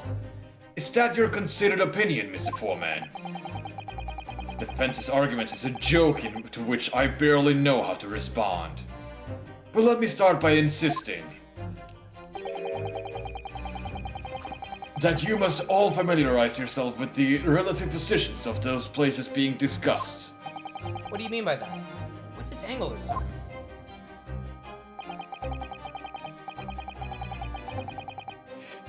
It should already be more than apparent that between the crime scene and the Garrideb household runs a rather wide street, Briar Road.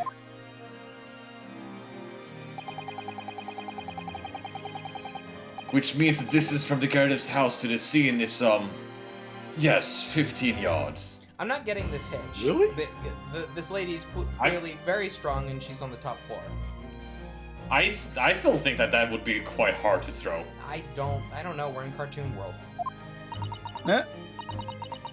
Let me see. 15 yards? That's around 14 meters. 14 meters. Oh, that's a little farther than I'd imagined.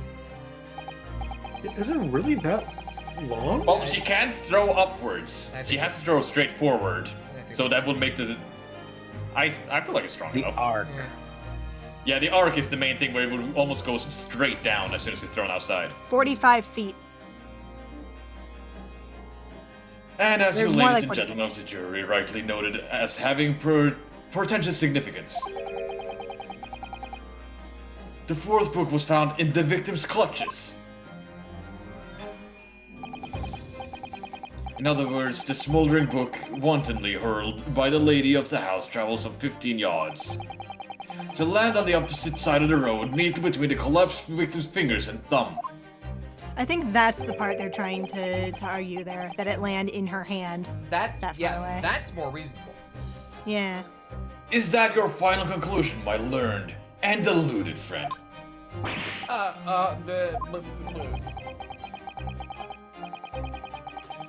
And did the jackknife follow the near identical trajectory to plunge into the middle of the victim's back? This fantasy is somewhat stretching the notion of having a bad day for the victim, I think. Taking one down. Even those pathetic serialized detective stories have more believable plots. Start believing in pathetic serialized detective stories, Van Zeeks. Yeah. You're in one. There's nothing I can say to that. That prosecutor loves the sound of his own voice. Mr. Sal. Yes. Serialized detective stories are pathetic, are they? How dare he? Maybe let's pick our battles here. No! My lord, might I be allowed to speak? As judicial assistant, you may speak for the defense, yes. Go ahead. The prosecution may consider the idea fantasy, but what the defense has postulated was believable enough to persuade the jury to change its leaning. As such, the court has a duty to explore this alternative explanation as thoroughly as possible. To that end, juror number 4, Mrs. Joan Garadeb, must be called to testify and submit to cross-examination. Saints alive! A cross-examination of a juror? It's your fault for picking somebody who's very related. No. Order! Well, this is highly irregular. As was your choice of jurors, yes. Yes. I mean, did he pick him? Whoever It is did it. unprecedented. Yes. For a member of the jury to be summoned to the witness stand.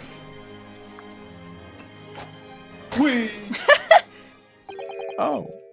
I forgot to get the sound effect ready for this. And unnecessary. Lord Van Dix. There are already witnesses to stand in the stand whose testimony defense may further cross-examine. If my learned friend's partial theory has any truth in it, Farcical. I know what I said. Truth. Farcical, sir. Who was that? Yeah. Ghost Wilson. I'm haunting you. Must be in my imagination. Then both a burning book and a jackknife must have flown through the sky before this couple's eyes. And we must assume they would be able to testify accordingly.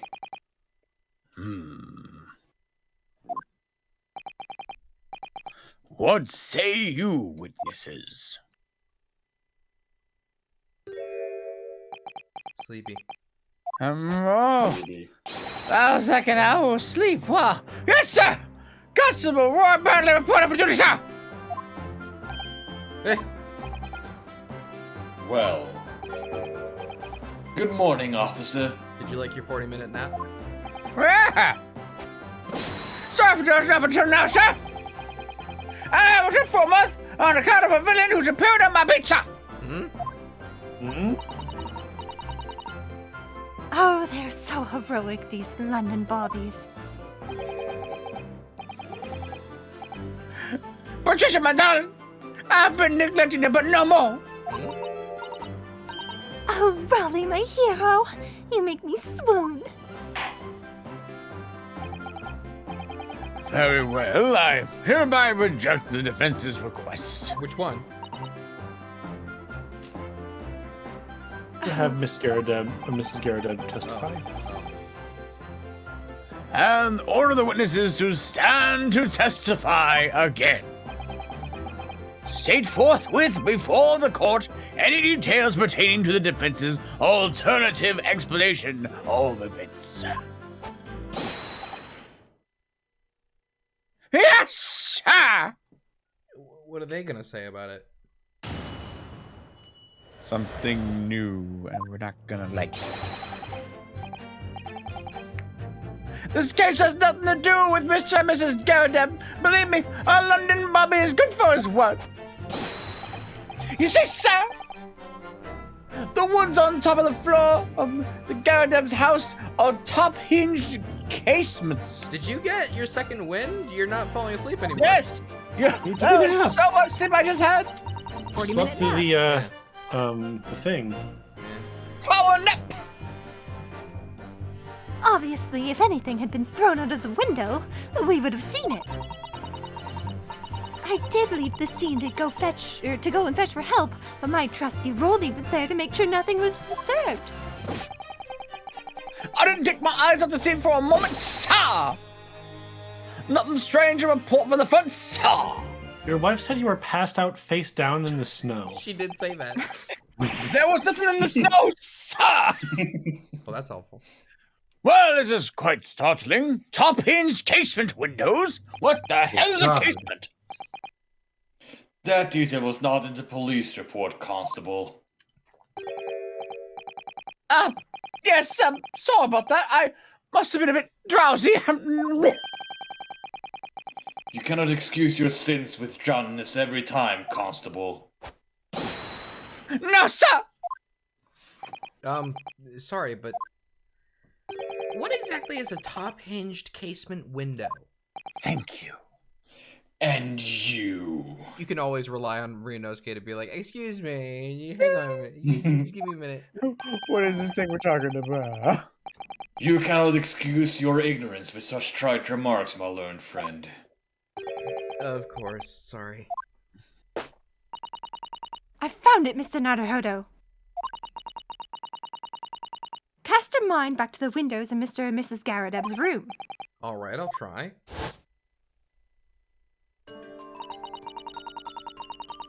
So the window opens in order to allow air to circulate inside the house. Oh. But as it's a top-hinged casement window, it swings open along the upper edge, you see. Okay, this would absolutely make things much harder to throw at that angle. Yeah. I'm glad you rectified your ignorance. A casement window's most prominent feature I don't want to hurt this man. is its stay. A metal bar which prevents the window from being opened beyond a certain amount. It prevents it opening? This is all news to me. Absolutely correct, sir! In other words, if a book or knife were to have been thrown through the open window, it would have caught against the pane and fallen straight down to the pavement below, sir. How do you know all this? No! You see the problem then? Good. Your education in Windows is complete. There was never any possibility of either the book or the knife traveling 15 yards over the road. That is, unless the window pane had been shattered. Something we've discounted already.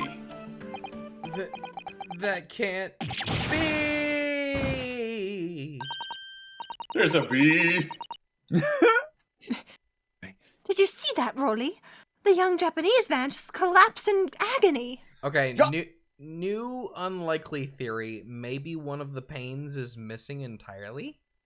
Maybe? Or got smashed. No, when we would have walked into that room, we would have been like, "Wow, it's cold in here." I did Because say. cold air. I did say That is unlikely. fair. Oh, yes, my darling, I saw it. I saw how he crumbled before. Oh, Rolly, you're so strong. Emma! How is this happening? I haven't even started the cross-examination yet, and already my argument's been destroyed. Counsel, if you could drag yourself upright again, the court awaits your cross-examination. Wait, I'm sorry. Just gotta call out some of the genius of the chat here. One of the panes is missing. Winston or Gaspin? Howlin. Window pane. Window pane. Oh shit! You made me skip the thing. Damn it. Line murdered. Fuck. History button. Yes. My lord. Oh, good. Another desperate situation. Okay. Okay. Hold it. Hold it, sir. Hold it.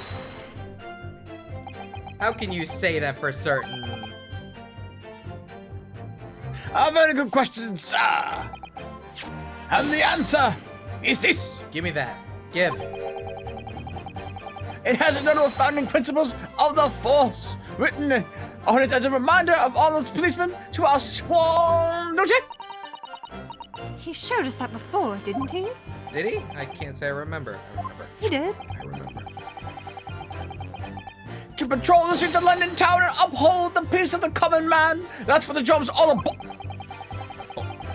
And that's why I can't stand here today beside my long-suffering wife and tell you how Bobby's good for his word. Okay. Well, rubbing my tired eyes, admittedly, sir. Oh, Rolly, you're so manly. Of course I am, my darling, but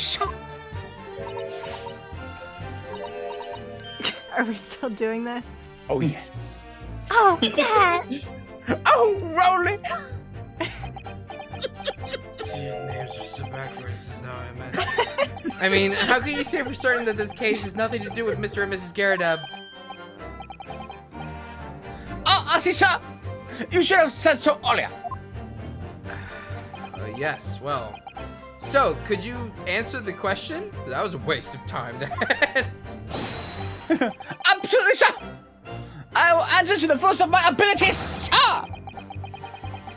There is a surprising reason why Mr. and Mrs. Garrideb's domestic dispute can't be related to this case. But before I get into that, sir, there's just one more thing. Yes? I'd very much like you and your countrymen to understand the Great Britain's institution of Scotland Yard. So I'd hope you'd take back some tales of us London bobbies and how we uphold our guiding principle. You haven't done anything too terrible so far. I wasn't planning on going back just yet. I've only just arrived here. So to that end, sir, I'd be happy to lend you my warrant card for your perusal. Good. Please don't. But I must warn you, you won't be able to get through it without shredding a few tasks. Give Give us the thing. Give me the thing. Thank you. I will try. Good. Mine. Small folding wall. What was that? Huh? What was that, Jay? What'd you say? Oh, I said, I will try. A small folding wallet that identifies London bobbies and contains the rules of conduct to which they must adhere. I'm just gonna take a little break. I'm gonna have a moment here. Take a little look-see. I'm gonna have a little look at the thing. Give me a moment. Second page. Finally here. Examine. Item 1. A policeman will strive to preserve the peace within his allotted beat. Item 2. A patrolling officer is expected to walk 20 miles around his beat every day for the furtherance of community relations. Item 1. Metropolitan Village. Okay. Any crimes fall under the jurisdiction of the beat in which they are discovered. Item 2. When a crime is discovered on his beat, a policeman must assist with initial investigations and help detectives. How's this gonna come in? Any crimes fall under the jurisdiction of the beat in which they are discovered. Is the problem that this happened outside of his usual patrol? I think so. But, I mean, why does that matter? He's still a policeman. If he sees something happen, he should do something about it. It says the beat at which they're discovered, but not necessarily the beat which they occurred. I don't know. Maybe we'll come back to this. For sure, we'll come back to this, but still. You already said. Hold it! Hold it, Gomez. Thank you so much. By which you mean that they don't fully open. Is that correct? Oh my God, Gomez. Thank you. Yes, sir. Oh my God, Gomez. Thank you very much, Gomez. That's a triple thank you. Oh, that's a quadruple thank you to Gomez. We hear We've got a quintuple. lot going on here. Oh my God. We've got a quintuple. Whoa. Thank Keep going, Jay. We gotta keep moving. Wait, here's 6? Oh. No. They're just here to allow a bit of air through the house, you see. So they're restricted to how much they can open. And therefore, anything thrown out of the window from inside the room would simply strike the pane and fall to the street directly below. For clarity, allow me to mark the map.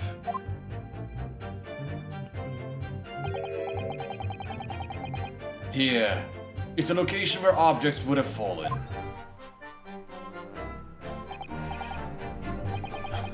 Yes, directly opposite the scene of the crime, on the other side of the rather wide road. Would it have been so hard for somebody to mention this top hinged casement thing before? Well, I have another question for you, Constable.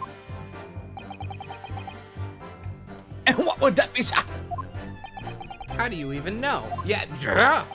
Why would you have any idea what sort of windows Mr. and Mrs. Garrideb's house is furnished with? Oh, well, sir, that is very simple. You see, I helped with the investigation yesterday.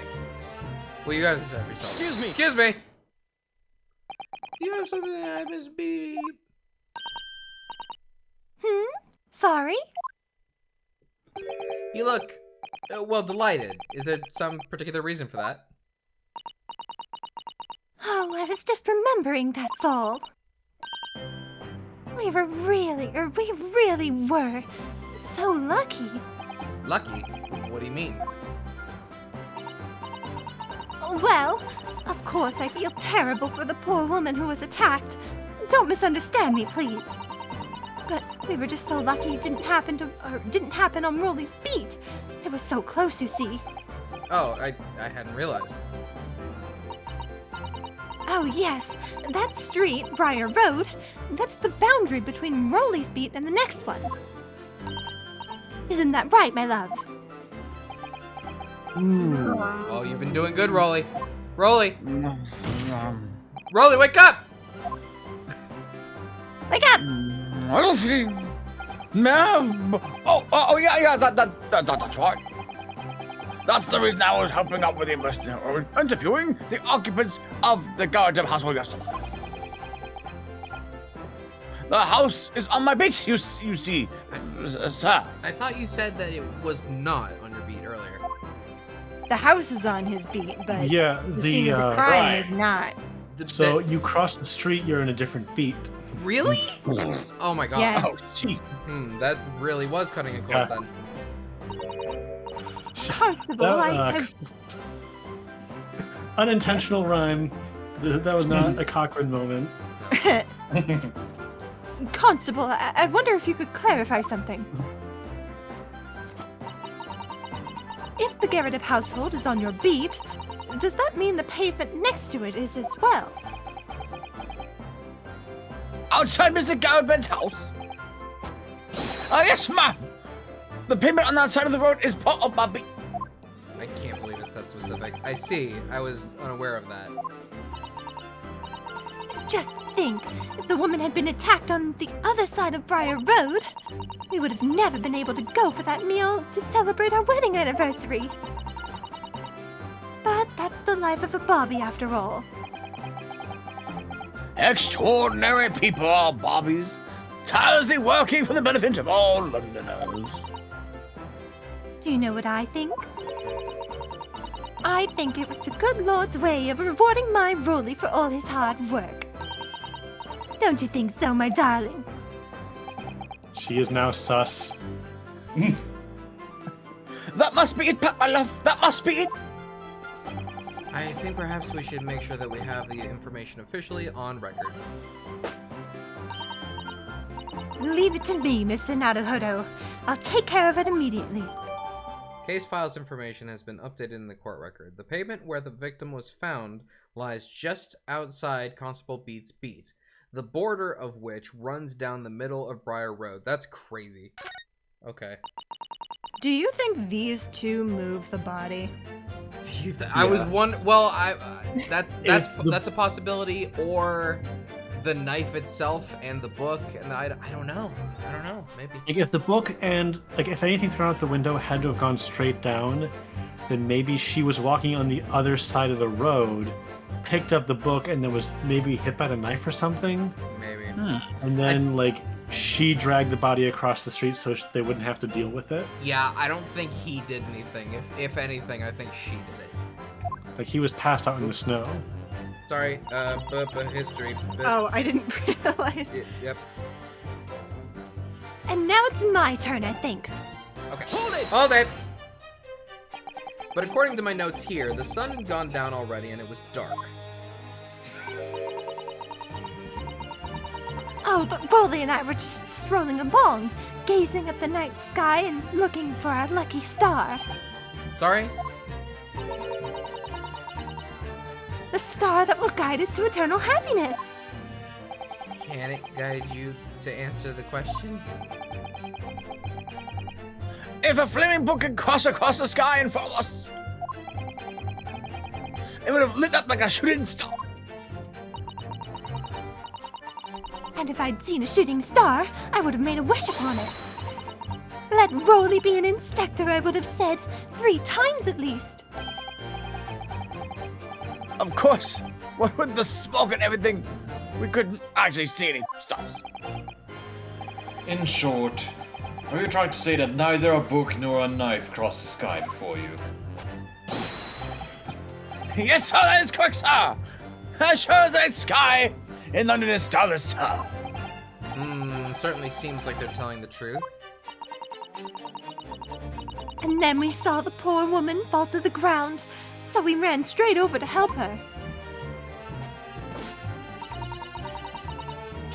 Hold it.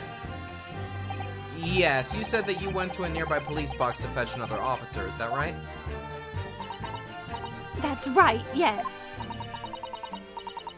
If it had been on Rolly's beat, I would have known exactly where I was going, of course. Don't feel bad, my love. You can't be expected to know the location of every police box on every beat.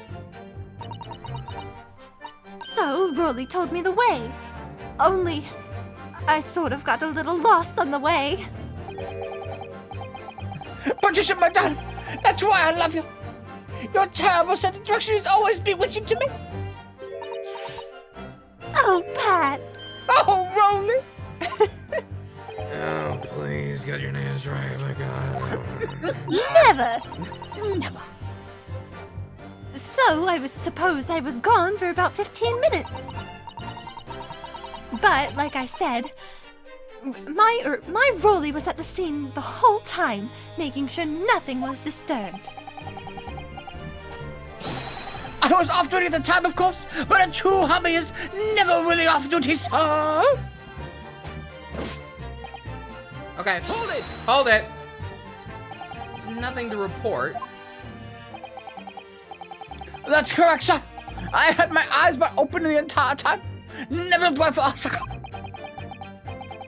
But no one else approached the scene, and nothing else was removed from her. I can swear that on the Yard's honor, sir. Really? That seems a little strange. Beg your pardon, sir? Saying, sir? Seems altogether regular to me. This burnt copy of the Lion's Pride was originally in the Garrett household. So the question remains, how did it find its way into the hand of the victim? Can you shed any light on that, seeing as you were at the scene of the crime the entire time?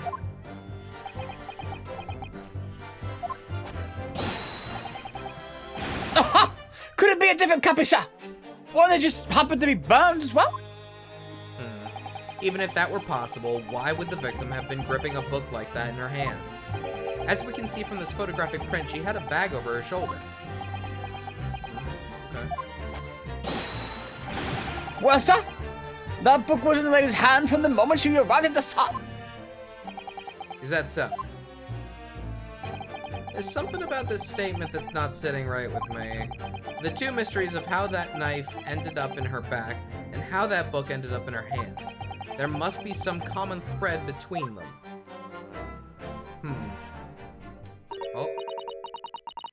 Can I ask you something? Please, Mr. Lawyer, sir? Please do. It was very helpful last time. What is it? You're doubting us, aren't you? I can tell. No, no, what? I wasn't real. I mean, what's she doing? Please, just because I'm a woman, it doesn't make my testimony any less valuable. You might just see me as the wife of a policeman, but I'm a woman of my word, I am. I really don't remember ever suggesting that I doubted you. No excuses. I don't want to hear it. My voice will be heard. My lord, you'll let me speak, won't you? Well, Miss Beat, I will allow you to supplement your testimony if you desire. Sometimes the path of least resistance is the sage one. That was a very loud mutter. No. I heard that. Oh, no. That Japanese man thinks a policeman's wife's word counts for nothing, does he? Well, watch out, sir. I might let you get away with something like that, but my Rolly won't. Duly noted, Mrs. B. Please, I humbly ask you to continue. What could she possibly be about to say, I wonder? I know what I saw. My eyes never let me down. My sense of direction is a little off sometimes, though. Yes, you did mention that. Hold it. Mrs. Beat, nobody is questioning what you've told us. I saw it, I did. That evening I saw it clearly. That little Easter man with the whiskers and the funny curved back slinking away from the scene.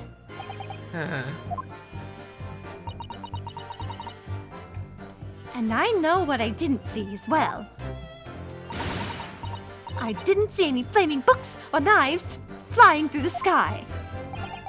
All very clear. You also mentioned something about having a poor sense of direction? Oh, yes. Well, it's a little embarrassing, really. Thank you for the follow. Consume oxygen. Yeah, regularly. I do.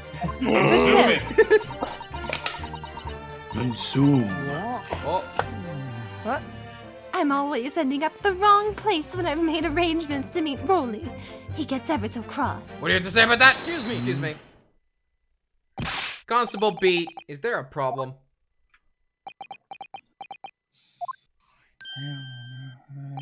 Oh, Joe. What? Oh, no, sir. No problem at all, sir. Did your wife's remark just now bring something to mind, perhaps? Oh, well, sir, yes, sir. I was just remembering the same thing happened that evening, that's all. You mean Mrs. Beat lost her way on the night of the incident? She told us that. Well, you see, I set her off to find a police box in the next beat over from mine. But she was gone a fair bit longer than I was, as I expected. I thought she'd be back in about 10 minutes, but my darling, she was gone a good 15. Oh, Rolly, you're such a tease. But the reason I was gone so long was because of the bouquet, silly. The book. Sorry, what bouquet are you talking about? Bouquet. Bouquet? Oh, it was a present for our wedding anniversary. Rolly's so romantic. He saved up for it with farthings and pennies he found in the gutter while doing his rounds. Sir? Yes, how romantic. I'd forgotten all about it until just now. And you, my darling?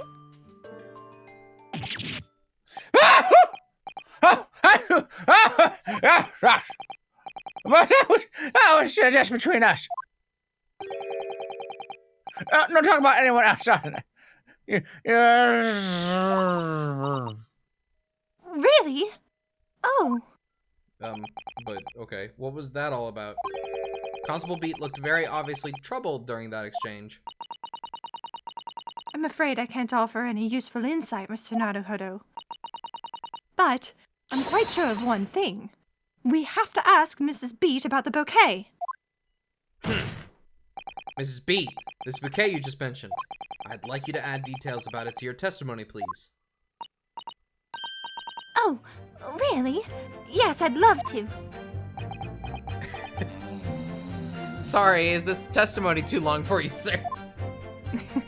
He's sleeping.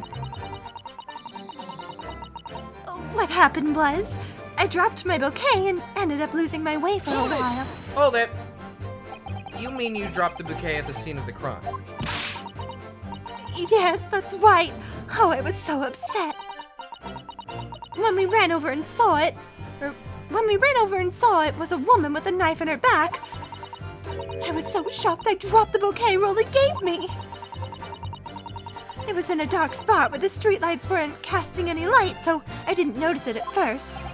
And then you went to the police box to report it to the policeman whose beat it was on.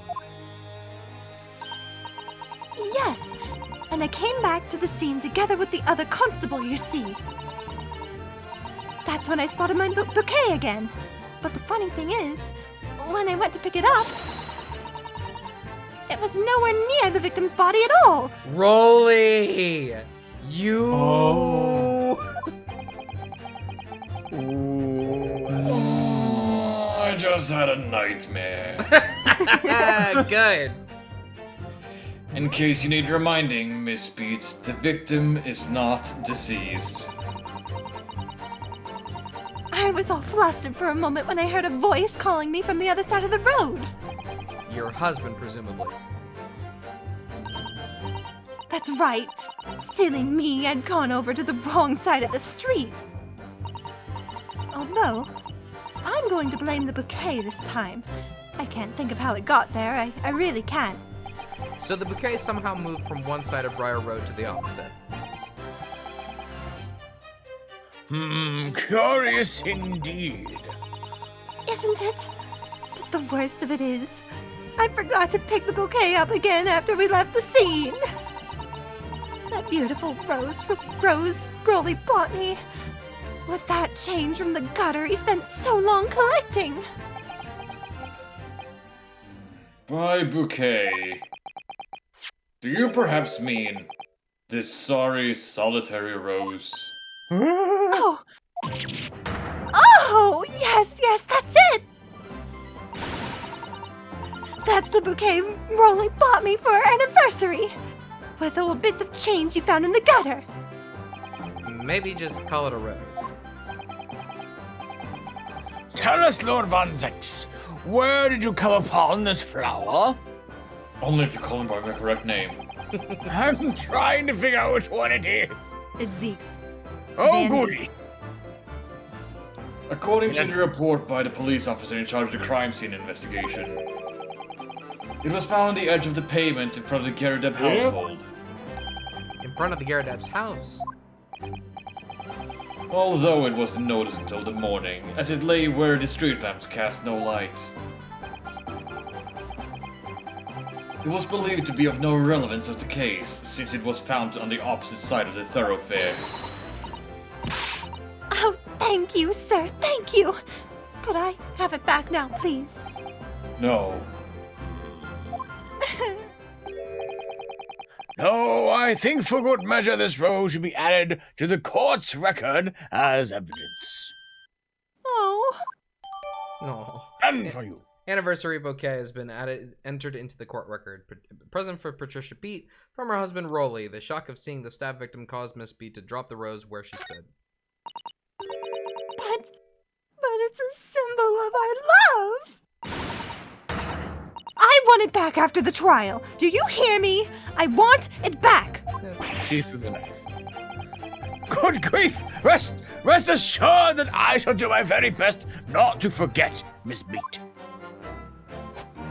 Examine it. Might as well. I always forget the buttons in this game for some reason. Alright, let's have a look. What do you got? It's very stylish paper the flower's wrapped in, isn't it?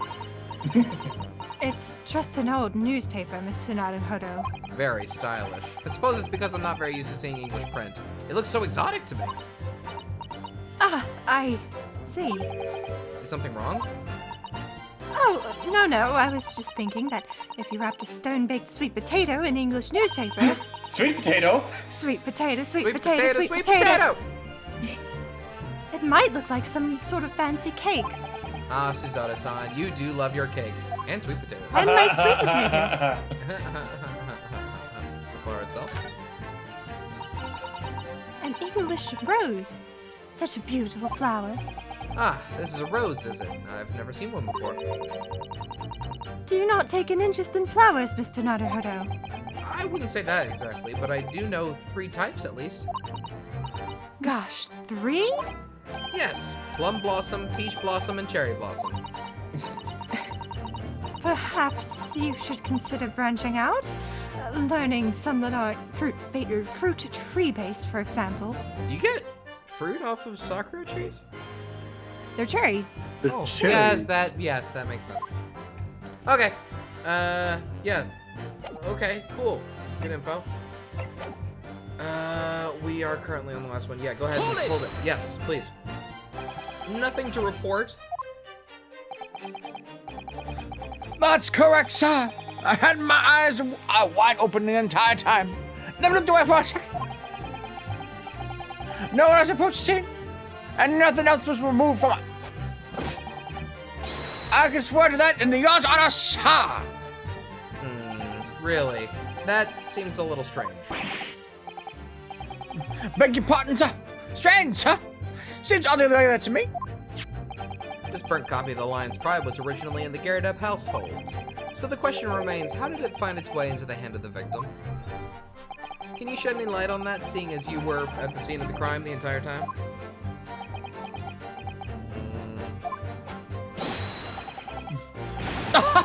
Could be a different copy, sir. What the hell did it is what? No. Haven't we read this before? Have we? Yes, we have. Yes. Okay, I don't know how I made that mistake. Alright, that's fine. Doop-a-doop-doop-doop-doop-doop. Okay. Is this new? Yeah. I think this I is don't new. know. Okay. The whole idea Yeah, of this- an invisible attacker has been troubling me all along. Invisible attacker. But I believe I'm starting to get a picture of what really happened here now. The fourth book that had no business being at the scene of the crime made me sure that Mrs. Garrett was hiding something from us. But it's becoming increasingly clear that someone else has been hiding something from us as well. I think I may already be armed with everything I need to strike a decisive blow here. This time, it's going to expose the whole truth about this mysterious affair. Okay, so the theory is clear. The body was probably found, was actually struck with the knife directly beneath the Garrett window, and then moved across to the other side by our patrolman here. So how do I prove this? Rolly rolled the body.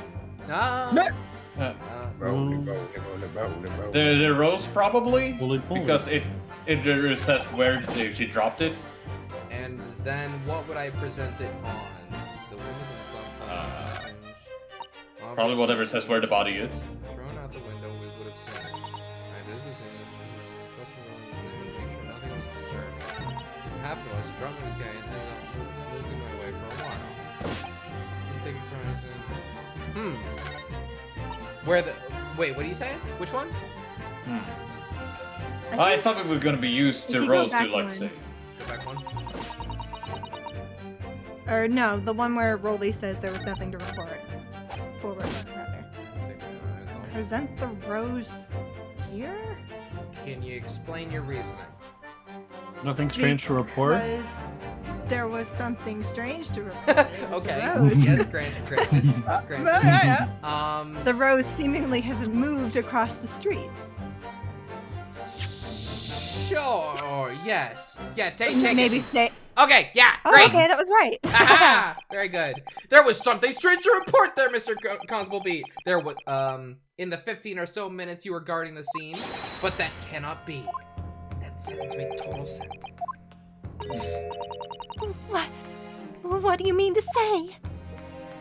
In your testimony just now, Mrs. Beat, you explained to the court that when you arrived back at the scene of the crime with the policeman assigned to that beat, the bouquet you had dropped at the victim's side was no longer anywhere nearby. Objection!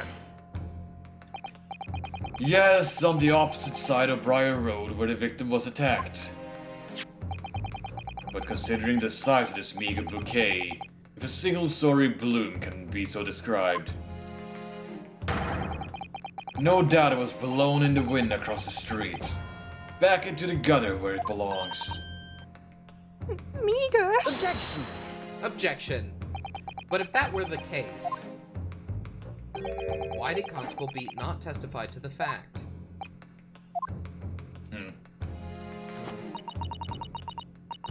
No one else approached the scene and nothing was removed from it. Constable Beat swore to that on Scotland's Yard honor. But the bouquet don't belong to me. It has nothing to do with the case. That's why Rolly didn't mention it, I'm sure.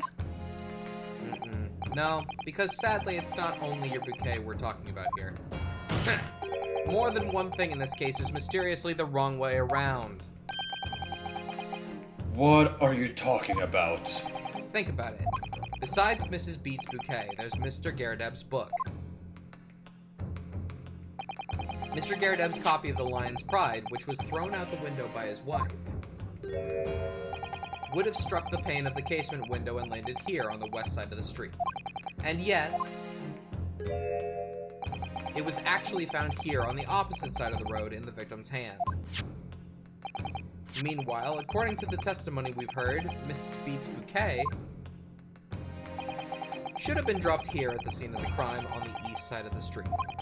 But in fact, it was actually found here on the opposite side of the road in front of Mr. and Mrs. Gerardev's house. There's no logical explanation for these things, unless someone deliberately moved them.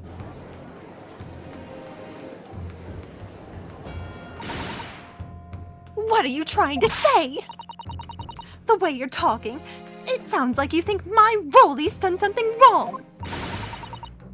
Don't you listen to a word that scrawny lawyer says. Wittering on about books and bouquets. Why should we care? It's nitpicking, that's what it is. Oh good, Mrs. Gerardev's come around. You might call it nitpicking, Mrs. Geradev. But deliberately meddling with the scene of a crime is a criminal offense. It's called tampering, Mr. Naruhodo. Yes, thank you. But the person responsible for this tampering cannot admit to it, for a very subtle but compelling reason. Objection!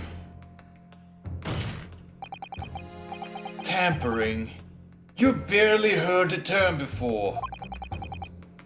Tell us, my learned friend, who would possibly have the cost to carry such an elaborate deception? Yes, there is someone who tampered with the scene of the crime that evening. All the evidence and the testimony points to that one particular person. Counsel, I must demand that you substantiate this conjecture. Who are you saying is responsible for tampering with the scene of the crime? Take that! That guy. Obviously, there's only one person it could have been. Constable Rolly Beat, it was you! What? A policeman? A member of Scotland Yard? What nonsense! Why would my Rolly do something like that? There's no one straighter than my husband. No Bobby works more tirelessly than the people of London. Mrs. Beat, you said in your testimony that your husband asked you to go to a nearby police box to fetch the officer on duty. The 15 minutes that you were absent from the scene is the only opportunity anyone had to tamper with it. You're making it up. It's all nonsense. It's all lies. What about that Japanese man with the whiskers? I bet it was him. He did it. Objection. If that was true, Constable Beat would have seen him do it. Oh. And forgive me for pointing it out, but when you dropped your bouquet, Mrs. Beat, it was after the defendant had fled the scene. Well. First, you make accusations about the landlord and his wife. And now you incriminate the policeman as well. But your accusations lack one very important thing. They probably don't. Motive. No, well, let's get into it then. You claim the crime scene was tampered with. But there is only one reason anyone would commit such a reckless crime. To hide something. That's right. He's right. But my husband and I just happened to be there, that's all. So, why would we have anything to hide? It doesn't make sense. You've offered no motive for this alleged tampering. Here we go. And until you do, your accusations are nothing but empty threats.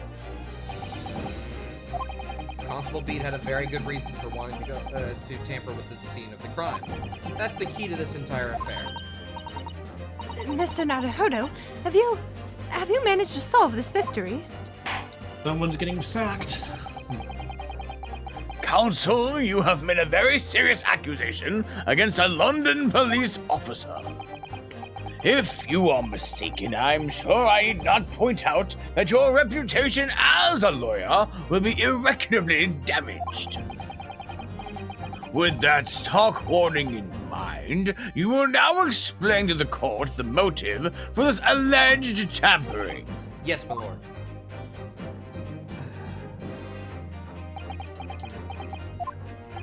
Constable Beats' motive for tampering with the crime scene was to hide where the book fell, where the bouquet fell, where the victim fell. Yeah. Where the victim fell to the ground. That is what this Bobby had to cover up at all costs.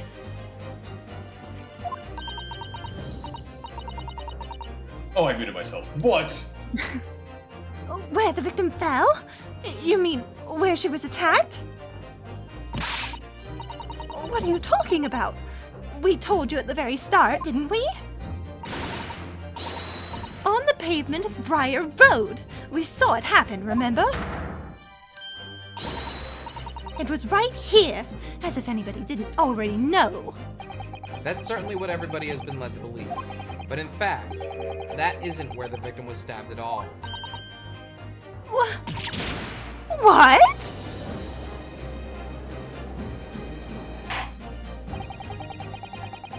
I'm beginning to wonder where this tumultuous trial will end, Counsel.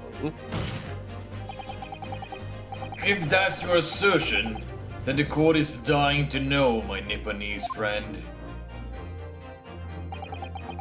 Where are you proposing that the crime actually took place that evening? Well, it was over here, right? Yes, definitely. Yes. Yeah. Take that! It was in the middle of the road. No. What? But that's... On the opposite side of the road.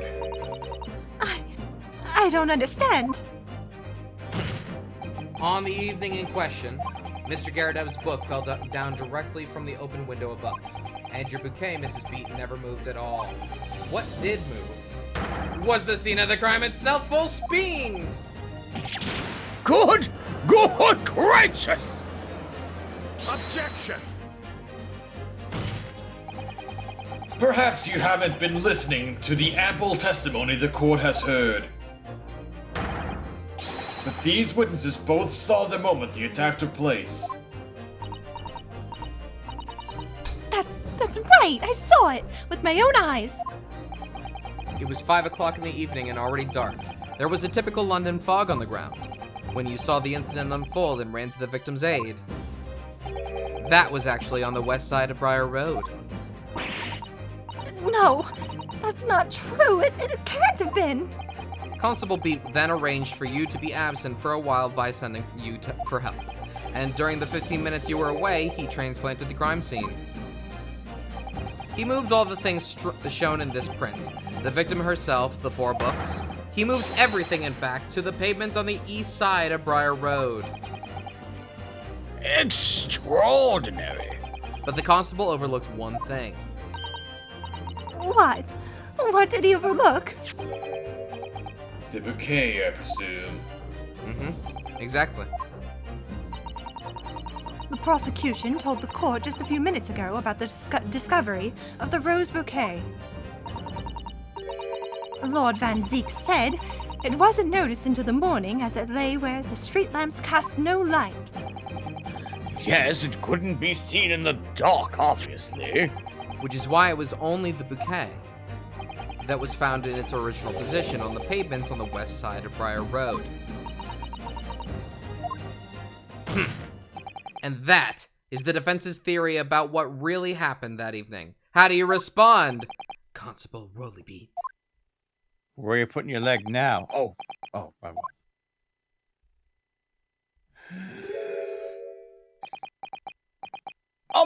Well, very sorry. I didn't mean to nod off again, but I haven't slept properly in a month. Did I miss anything important? Oh, Rolly. Oh, really? It isn't true, is it? What that lawyer said is all lies, isn't it? I know it is because you are the most upstanding, righteous man I know.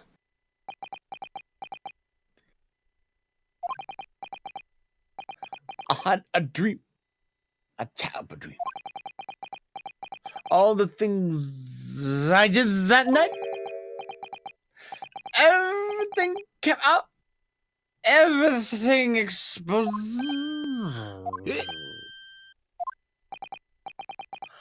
Oh, it wasn't a dream at all. Good glory! Nice. I just noticed, is their scarf connected? Is Yes. it one scarf? Okay, I don't think I ever picked up on that. Oh, I thought they were just wearing a similar scarf. Yeah, Yeah, no, if you see behind them, it goes in like a bow between them. yeah. An arch, or rather. Order! What on earth is the meaning of this? Oh, Rolly, why? Why would you do something like this? Moving a corpse is a criminal offense, isn't it? Wishing the victim dead should be one too. Constable, explain yourself. Why would you do this? As a respected member of Scotland Yard, your duty is to protect the good people of London Town. I can't say so. What? I'm sorry for all of this. For damaging the Yard's reputation for everything. I have a possible explanation for why, on that particular evening, Constable Beat felt compelled to move the scene of the crime. I can think of one reason. What? How could you possibly know? You, a foreigner, presuming to understand the mind of a Scotland Yard policeman. And yet, Lord Van Zeeks, it is this foreigner who has uncovered the startling truth of the matter thus far. Judge is starting to come around. It's nice. Oh. I believe it would be beneficial to the court to hear this extraordinary young lawyer's theory. Thank you. Counsel for the defense, if you please. Yes, my lord. Now then, I think you had best better show us some evidence. At once, my lord. England, Japan, it makes no difference where you come from. Human emotions are the same. And I think I have a fairly good idea of the feelings behind this man's actions. What gives away the motive for Constable Beat's unthinkable actions? Take that! I realize that I'm a foreigner in this land, and I have only just arrived from Japan, which is why all this information about London's so-called bobbies is completely new to me. I've learned that, though honorable, patrolling the beat is the most demanding work in the world, for example. Keeping the peace, looking after the citizens on his beat in all kinds of ways. There is no doubt the young Bobby is charged with a great deal to do each day, certainly. But for Constable Beat, the day in question was special. Special? How? On account of this bouquet, my lord. Oh, yes. It was our very first wedding anniversary. Constable Beat had worked so hard to be able to afford this simple gift for his wife, and was so looking forward to taking her out for a celebratory meal. When he and Mr. Beat stumbled upon a crime along Briar Road. When he saw that shadowy figure through the fog collapse on the pavement ahead of them, what must have gone through the man's mind? But Sam, just on that one particular time, I was looking forward to celebrating my wedding anniversary. Miss B pulled up with a long, not being married to a Bobby like me. I wanted to show my dear wife how much I got. So was the idea that he would be able to get away from this and go celebrate the... Yeah. Yeah, because okay. if the scene of the crime moved and was no longer on his beat, he would be able to. Yes. Leave as soon as He's He's people trying to die. make it someone else's problem. But my understanding is that he stuck around and helped anyway, didn't he? No, so what they're saying is that if it was on his speed, he would have to be there for the follow-up investigation and be part of it. Okay. Yeah. But he's only here as a witness right now. Yeah, it's his duty to report a crime. It is not his duty to be there during the investigation. This is the warrant card that Constable Beat offered to lend me earlier. Inside, among the rules for patrolling policemen, it says, when a crime is discovered on his beat, a policeman must assist with initial investigations and help detectives. Constable Beat, is that or is that not the reason why you moved the whole scene of the crime that day? Yes. Everything you said, it's all right. So that's it. It all has to do with the boundary of your beats. Oh, Exactly. To summarize, the incident actually occurred on Constable Beat's beat. Good gracious! Constable, do you realize the gravity of what you have done?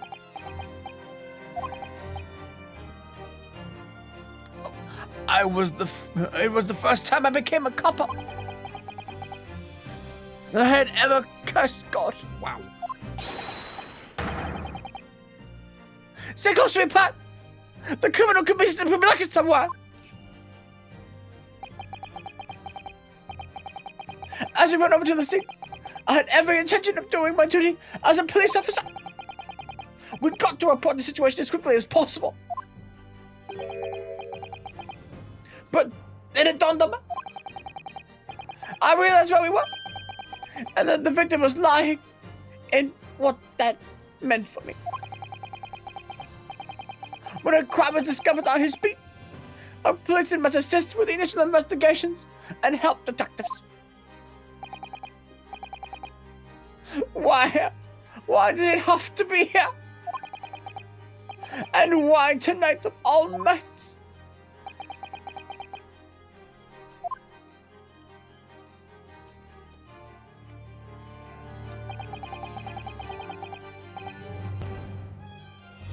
It's a copper's job to guard the scene of the crime, so I told Pat she'd have to go to the nearest police box and fetch whoever was on duty. It was then when I opened my mouth to speak, it just came out. I couldn't believe the words that would come out of my own mouth. This is the beat next to mine, Pat. So you'll have to go to the police box that covers it. Turn right along Mersham Street, and then...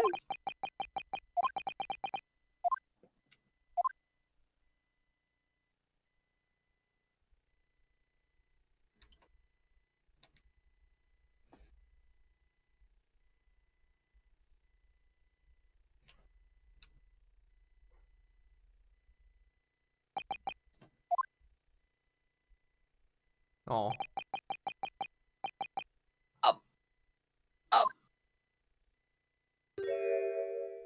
oh, I'm sorry. I'm so sorry. oh, Constable. I just want one night to take my Patricia out for dinner. Oh, Rolly. Just that one night.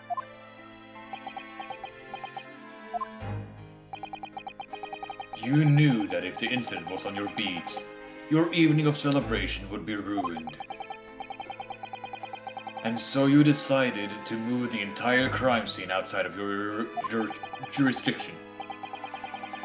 Just across the street to the east pavement of Briar Road, which falls under the neighboring beat's care.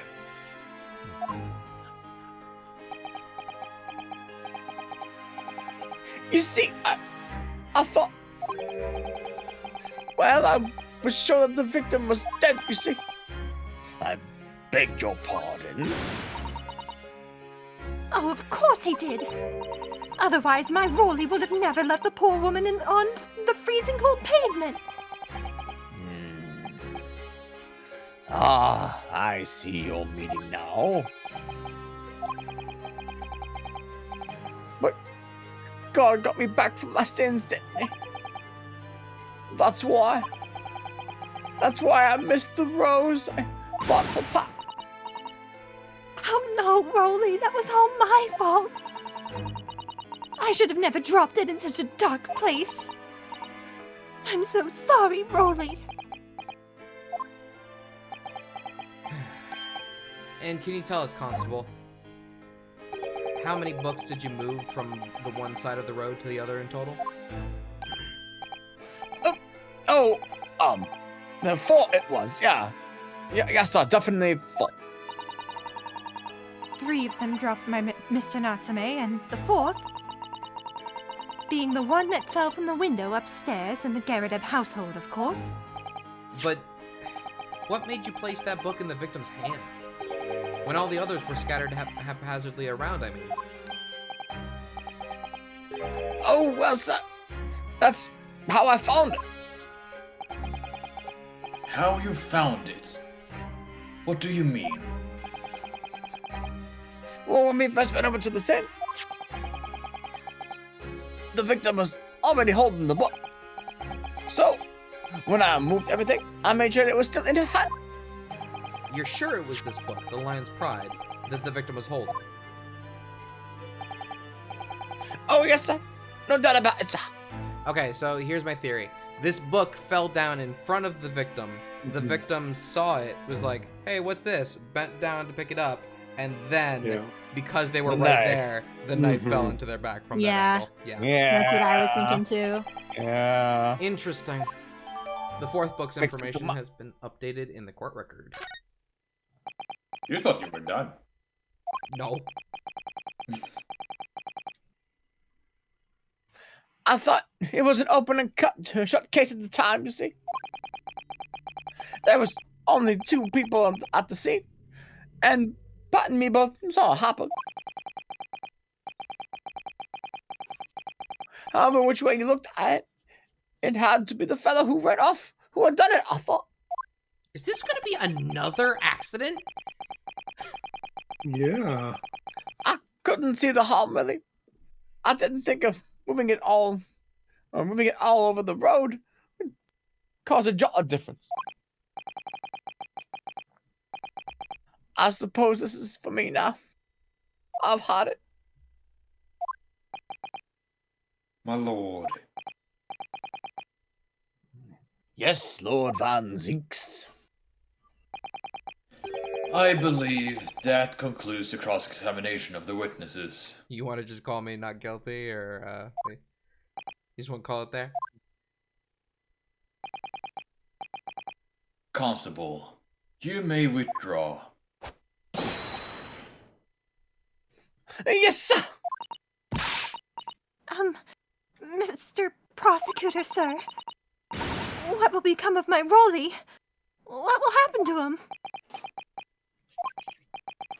For now, you are free to go home. The police will contact you in due course. Please, don't punish my husband. This was all my fault. It's because I'm always moaning at him for coming home late.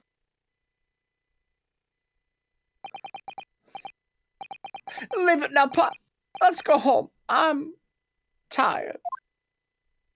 No. All right then, my love. One last thing, Constable. Sir? Let this be a lesson to you. In a criminal investigation, every detail matters, however insignificant it may seem to you. Yes, sir. Carve that lesson in your mind. And never again make the mistake of tampering with the scene of a crime. Never again, sir. You mean to say? Leave now. This trial is not over yet. Sir! Okay. I get it. Hey, it absolutely was not worth it. You should have just rescheduled, but you know, I get it. I get it. Stress job. Well, quite a startling revelation, I must say. Whoever brought Without a third party transplanting the entire scene of a crime like that. Indeed, my lord. Nevertheless, there are some immutable facts here. Principally, that the accused, Mr. Soseki Natsume, is the only person who could have possibly committed this crime. Objection. No, I disagree. Now that we know the true scene of the incident, there is someone else. Another person who could be responsible for the knife in the victim's back. Forgive me for being presumptuous, but I believe the prosecution is probably well aware of this possibility already. Lord Van Zykes, is this true? Zeeks. I'll call his name correctly when he starts putting his foot upon my table. I haven't done it in an hour. You still done it! Didn't you like it though? You need to stop. Enough of that. Name the person if you will, and if further investigation is warranted, the prosecution has no objection to the trial continuing. You will name this person, or this other person, who could have perpetrated the crime. Take that. Iris.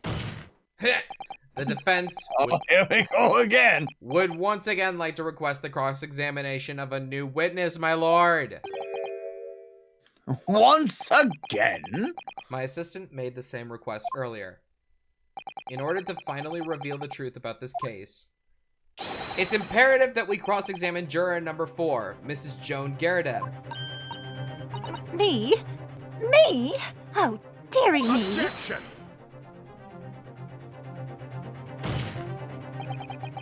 That request has already been denied. And I don't care about that. The situation is very different now. Mrs. Garrideb, answer me this. What do you want now, you little toad? At the time of the incident, you were engaged in a violent argument with your husband, Mr. John Garrideb. In the course of the argument, a minor house fire was ignited, and to clear the smoke from the room, your husband opened a window that looks out over Briar Road. Well, what of it? You threw this book at your husband when he was cornered with his back against the window. Upon striking the pane of the open top-hinged casement window, the book plummeted directly down, finding its way to what we now know to be the true scene of the incident. Yes, and as I said, what of it? During the argument, you were beside yourself with rage. As such, you threw not just books, but anything you could lay your hands on. So, let me ask you one more time, Mrs. Garrideb. This knife, the one removed from the victim's back, have you really never laid eyes on it before?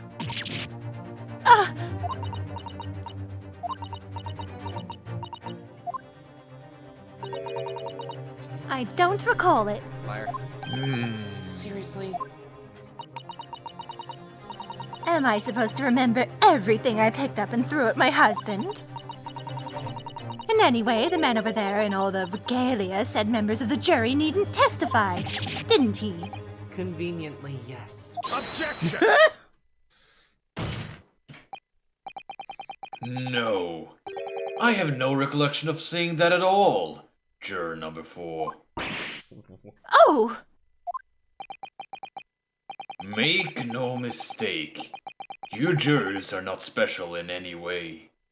You are not immune to the judicial process. If you know something about this knife, madam, let the truth come out. Is he for once on our side? I think he was at some points in the last trial, too. He's just, he's kind of flip-flopping about it. He's on the Maybe you just want rules. to get this over with. But that's a common or garden knife. It could have come from anywhere. We have several like that at home. If one went missing, how would you expect me to know? So you just admitted, okay, fine. What's that? Are you joking? What are you saying, please, Miss Garrideb?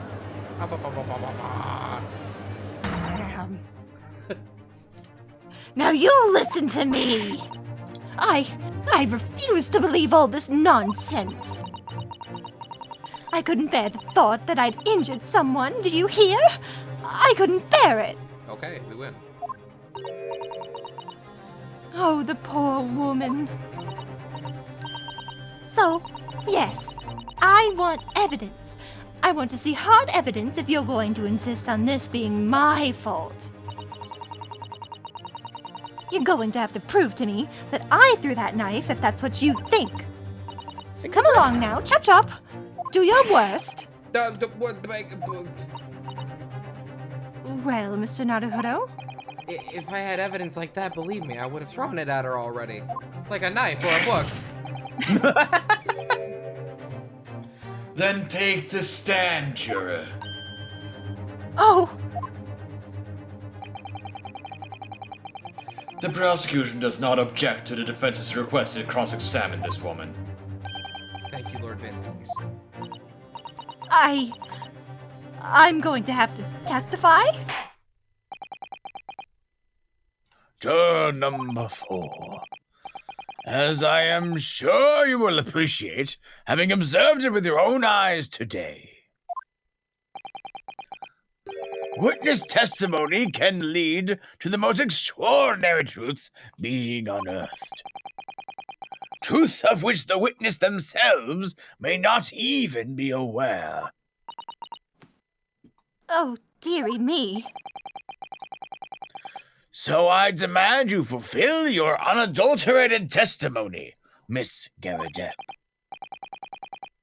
And mark my words, if this court of law today, we shall exact the truth.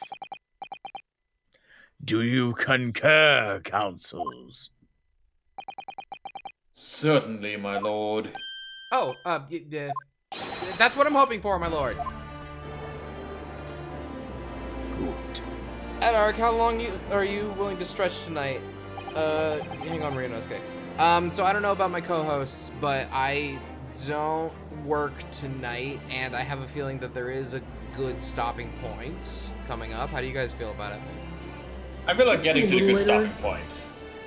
You go a little bit later, Wonder? Well, supposedly that good stopping point is the beginning of the cross-examination, which we're about to reach. Oh, well, then. A few more minutes. Okay. It's a few more minutes, that should be fine. I mean, Okay, that'll be fine. alright, sounds like everybody's done. This is such a strange feeling. For the first time since arriving in this country, it actually feels real.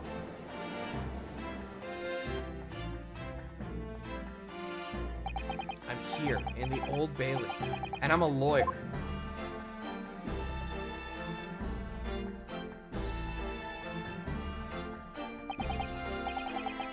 Witness, state your name and occupation. Oh, yes, my name is Joan Garadeb.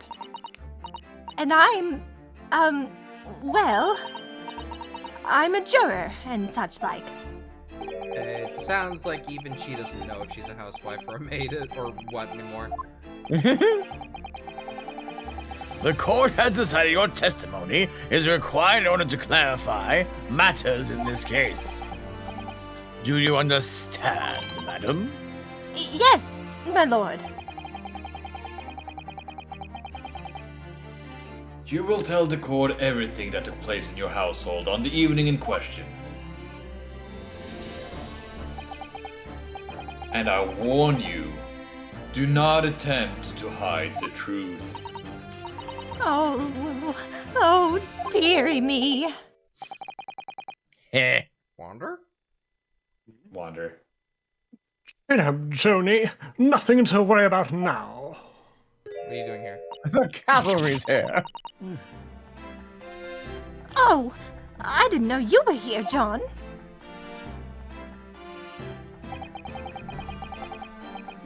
Wasn't only you in the room that day, old thing, was it? Rather thought I ought to testify as well, don't you? But what about your knee, dear? Oh, don't you worry about that. I hardly noticed it. I'm not the sort of chap to leave a comrade to face disciplinary action alone. Oh, John. I presume you are Mr. John Garadeb? Yes, sir. Former second lieutenant of the 3rd Regiment of the 4th Northumberland Fusiliers, sir. That pipe doesn't look like... Is that sitting correctly? Is that floating? Don't worry about it. Okay.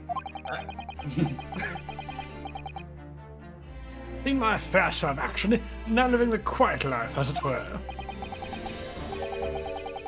The quiet life. Were you not engaged in the incendiary battle with your spouse on the day in question? Well, yes, quite. I believe this may represent a first in the proud history of the British court. Calling a juror to the witness stand is unprecedented. However, the court will hear your testimony now, juror number 4, and that of your husband. You will recount clearly and concisely the events in your home at the time of the incident in question. Sir, at once. Is this the bit? Is this the I part? think this is I think it. so. This is it. The Battle of Garada. Oh, Ooh. Next time. next time. Good stuff today.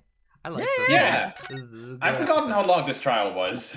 This was a very long trial. Yeah, but it's starting to feel like it's just gonna wrap up after this. So, like, This feels like the end. overall, the trials of this game have been pretty short, unless it's leading up to a new event happening after we've resolved this event. Because we don't know anything about this victim. There's those other characters that showed up towards the end of the last stream that haven't gotten any screen time yet. The one that was speaking in quotes, Shakespeare quotes, and Saps's old man. They haven't gotten any screen time, unless they're just built up those characters for no reason a chapter early. I don't know. So I don't know. I don't know if I believe that this chapter is about to end after we get through this statement. Maybe. Who knows? But I hope that you guys are enjoying this, because I am. It's pretty cool. Yeah. Me too. Yay. What are we doing tomorrow? We're doing nothing. Oh, well. Happy New Year, everyone. Tomorrow is New Nice. Year's Eve, so we're not streaming. Yeah! Happy New Year, everybody! Hey! Happy New Year. Yeah. What about the day after?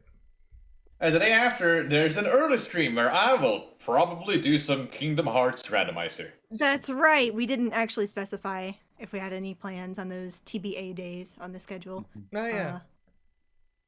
But it'll be something. Probably what Sap said. Yeah. Also, if you want something to do tomorrow, you can join the Dino server. Yes, if you would like. We're having a grand old time. But also, it's New Year's Eve. Celebrate that. Oh, yeah. Do it however you feel comfortable. Yeah. All right, everybody. That's going to be it for us for now. Happy New Year. We'll see you next time. New Year. Bye-bye. Bye-bye. See you in 2022. See you next year. See you then.